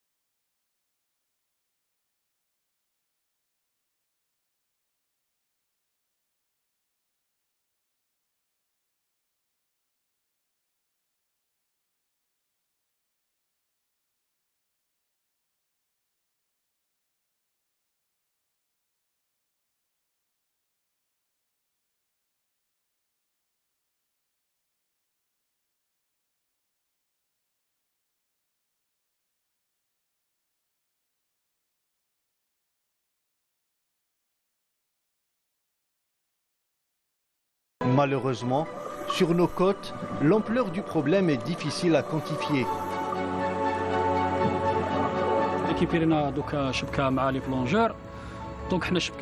Malheureusement, sur la terre ferme, on constate le même phénomène. Je lance un appel aux pêcheurs, s'il vous plaît, ne laissez pas vos filets et vos déchets sur la plage à même le sol. Car une petite tempête et tout repartira en mer. La commune aussi doit jouer son rôle et déployer les moyens nécessaires pour récupérer et valoriser les déchets, les filets et les engins de pêche. بالنسبة للشباك اللي يضيعهم الصياد هي خسارة للصياد. Pour nous, le filet de pêche a une grande valeur. C'est une source de revenus, c'est notre capital. On aimerait bien qu'il y ait un organisme qui se charge du renflouage et de la récupération des filets. Ça sera bénéfique pour tous.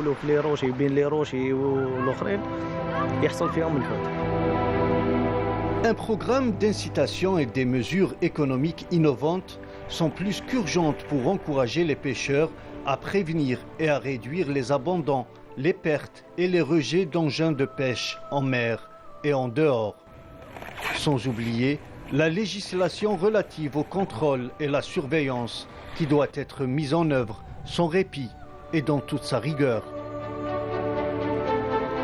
Et de retour sur le plateau, c'était donc les filets fantômes. Cyril Oudhamouda qui s'y était intéressé à travers ce magnifique reportage et restant dans la mer, restant dans la Méditerranée, en compagnie de Samira Hadjamar qui nous fait découvrir l'une des grandes fiertés de la marine algérienne du XVIIIe siècle. Du XVIIIe siècle. Tu nous emmènes au XVIIIe siècle. Samira, bonjour. Bonjour Nour. Comment ça va? Très très bien, ravie de te retrouver. Toujours plaisir partagé. Moi aussi. Toujours. Alors aujourd'hui, tu nous fais découvrir un marin, personnage de la marine algérienne de la flotte algérienne qui a marqué finalement toute l'histoire de la flotte algérienne. De la marine algérienne, de l'Algérie et des exploits surtout. Alors on le connaît, c'est Raïs Hamidou. Tu connais? Tu connais la Pointe Pescat? Je connais la Pointe Pescat. C'est pas très loin. Il y a sa statue. Oui. Un buste qui lui est, une statue qui lui est consacrée. Il y en a une qui est celle qu'on va voir tout à l'heure. Elle est au musée de l'armée parce que il restera l'une des fiertés, peut-être la plus grande, pour ne pas dire, la plus grande fierté de la marine algérienne. Alors à la base, il n'était pas destiné du tout à devenir un marin. C'était il s'appelait Mohamed Ben Ali. Mohamed, fils de Ali. Ali, artisan, tailleur. Donc son père était tailleur et il n'imaginait pas que son fils, donc Mohamed, appelé plus tard Hamidou, deviendrait autre chose qu'un tailleur. Donc à 10 ans, quand il a 10 ans, Raïs Hamidou, son père décide de le mettre à la couture. Mais lui, qu'est-ce qu'il faisait? Il allait au port. C'est un citadin, ce qu'on appelle un citadin.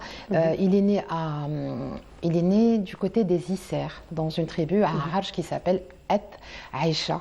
À l'époque, donc c'est la régence ottomane. On est en 1770, c'est l'année où il est né.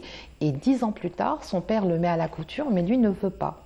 Donc il s'échappe, il se faufile, il arrive à échapper à la vigilance des maîtres couturiers et il descend au port d'Alger, et il écoute. Et il est attentif et il apprend auprès des marins qui reviennent d'expédition. Son imaginaire se construit et là, il sait qu'il va devenir marin. Quelques années après, il s'enfuit, il monte dans un bateau et son récit commence. Alors, on a très peu de choses sur une partie de son adolescence, on va dire, mais on sait qu'à partir de l'âge de 20 ans, il est à Oran et le bey d'Oran va lui donner sa chance. C'est incroyable. Il le nomme on va dire chef de la flotte oranaise du côté de l'Ouest. Ça, c'est le bey d'Oran. Il est très spécial. Comment on connaît sa vie, sa biographie?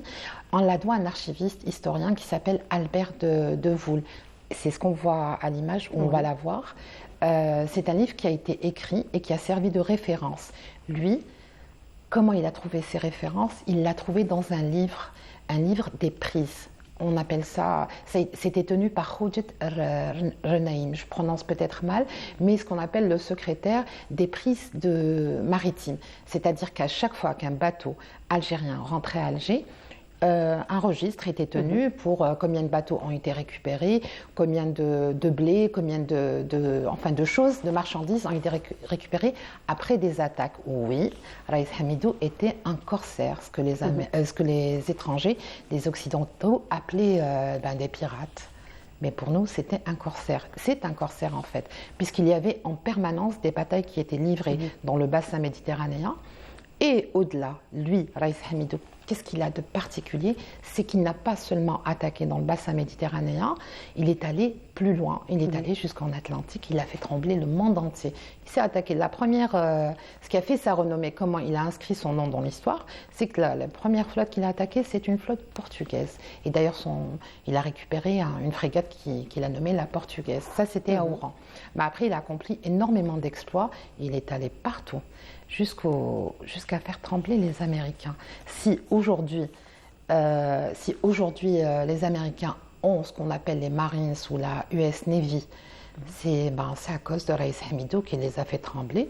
Ce qu'on va voir, c'est la corvette algérienne. On la voit? Pas encore. Pas encore, on la voit pas encore. Mais il y a un traité de paix qui a été signé par les Américains en 1794 pour que cessent les attaques de Raïs Hamidou sur leurs navires. Ils en avaient marre, autant le dire. Et justement, tu as ramené le document aujourd'hui. Le traité de paix. Oui, alors ce traité de paix est une copie de l'original offert par le Premier ministre américain à l'Algérie en 2006. Et c'est le seul. Et pourquoi il est particulier? C'est le seul traité signé par les Américains en arabe. Les Américains n'ont jamais signé, d'habitude c'est en anglais, jusqu'à aujourd'hui c'est en anglais, c'est le seul. Donc pour te dire le pouvoir de Raïs Hamidou à l'époque, il les a fait trembler. Et donc ce document, ils l'ont payé, les Américains. Ils l'ont payé à plus de 990 000 $ et ils payaient en même temps, avec une frégate et des bateaux, bref, avec beaucoup de choses, et ils payaient jusqu'en 1802, je crois, une dîme. Chaque année, ils payaient une rente, si on veut, annuelle de plus de 22 000 $ à peu près, pour dollars actuels, bien sûr. Sinon, c'était en sequins algériens ou en pièces d'or. Ils payaient pour avoir la tranquillité, pour pouvoir traverser la Méditerranée, la mer Méditerranéenne. On rappelle qu'à l'époque, les Américains étaient en guerre contre les Anglais. Et donc, ils étaient obligés de traverser la Méditerranée. Et pour éviter, pour protéger, pour la défense de leurs navires, ils payaient cette rente aux Algériens. Plus des bateaux, plus des petites choses comme ça. Sinon, ils se faisaient attaquer et tout ça revenait au port d'Alger. Raïs Hamidou avait déjà attaqué un bateau, récupéré un bateau. Ce qui a fait sa gloire, c'est que pendant tout son parcours, pendant ces 25 ans où il a écumé les mers, la Méditerranée, l'Atlantique, il a récupéré plus de 200 voiliers. Pour te dire, sans compter tout le reste, tous les à côté. Bon, alors ce qu'on voit à l'image, ou ce qu'on va voir, c'est l'époque où il a été, malheureusement, c'est du côté de l'Andalousie, à Cap de Gate, ou de Gata, où son bateau se trouvait. Donc Raïs Hamidou était là-bas. Et il s'est fait avoir, il s'est approché d'une flottille, c'était une flottille américaine, parce qu'il faut rappeler que les Américains, même s'ils payaient une rente, même ils ont subi cette humiliation, c'était un affront pour eux, de devoir payer cet argent pour pouvoir naviguer. Donc, ils cherchaient un moyen pour que les Algériens leur présentent des excuses pour annuler cette rente aussi. Donc, lui se trouvait à Cap de Gata et il s'est rapproché de cette flottille. Il ne savait pas que c'était des Américains. Donc, ils l'ont attaqué, comme on a vu. Donc, son bateau, qui était seul, était entouré de toute une armada de navires américains qui l'ont attaqué. Seulement, les Américains voulaient le récupérer lui. Ils ne l'ont jamais récupéré puisque de tout temps, il avait demandé, si un jour ce moment devait arriver, c'est-à-dire le moment de sa mort devait arriver, il fallait que la mer devienne sa tombe, son tombeau. Donc son second a jeté son corps à la mer. Il n'existe pas de tombe de Raïs Hamidou. Il est du côté de l'Andalousie, du côté de Cap Almeria, en fait. Voilà. Mais sinon, Samira, il faut dire que Raïs Hamidou a quand même marqué l'histoire de la marine, de la flotte algérienne, raison pour laquelle des hommages lui sont rendus chaque année? Oui, chaque année. En fait, déjà, la marine algérienne a nommé plusieurs fois des corvettes, des bateaux. On l'a vu tout à l'heure, je ne sais pas si on l'a vu tout à l'heure, effectivement. Ce genre de bateaux lui ont donné son nom. Donc, il s'est déjà appelé Raïs Hamidou 1, le 802, le Raïs Hamidou 2. Mais il faut savoir que chaque année, l'armée algérienne, la marine algérienne organise des exercices en mer qui portent, l'opération s'appelle Raïs Hamidou. Et en septembre dernier, une coopération algéro-française a fait que El Qassah 2, c'est un bateau, donc un navire algérien de la marine algérienne, est allé du côté de Toulon et ils ont fait une opération, c'est dans le cadre d'une coopération opérationnelle, c'est-à-dire que des exercices de plongée, de déminage, de ce genre de choses sont organisés en hommage. L'opération, cette coopération s'est appelée Raïs Hamidou 22, donc j'imagine que c'est pour l'édition de l'année 2022. C'est pour te dire que jusqu'à aujourd'hui, il y a des bustes un peu partout. Enfin voilà, on lui rend hommage régulièrement. Moi je trouve que c'est pas assez, il faut revenir parce que ces exploits sont très très nombreux et ils ont porté, et il est algérien parce que peut-être le préciser, il n'est ni renégat, ni Kourlourli, ni ottoman ou turc plutôt, il est algérien. Oulid les Isser. Oui, Oulid les Isser. Et son parcours. Alors, comment les Occidentaux l'ont imaginé, c'est que c'était un blond, il n'était pas très grand, mais c'était quelqu'un de très robuste et très brave, très courageux. Et il avait le sens, les relations publiques, il les maîtrisait très bien. D'ailleurs, lorsqu'il a été nommé par le Bey d'Oran comme chef de la flotte oranaise, de retour, il s'est retrouvé coincé à la cale.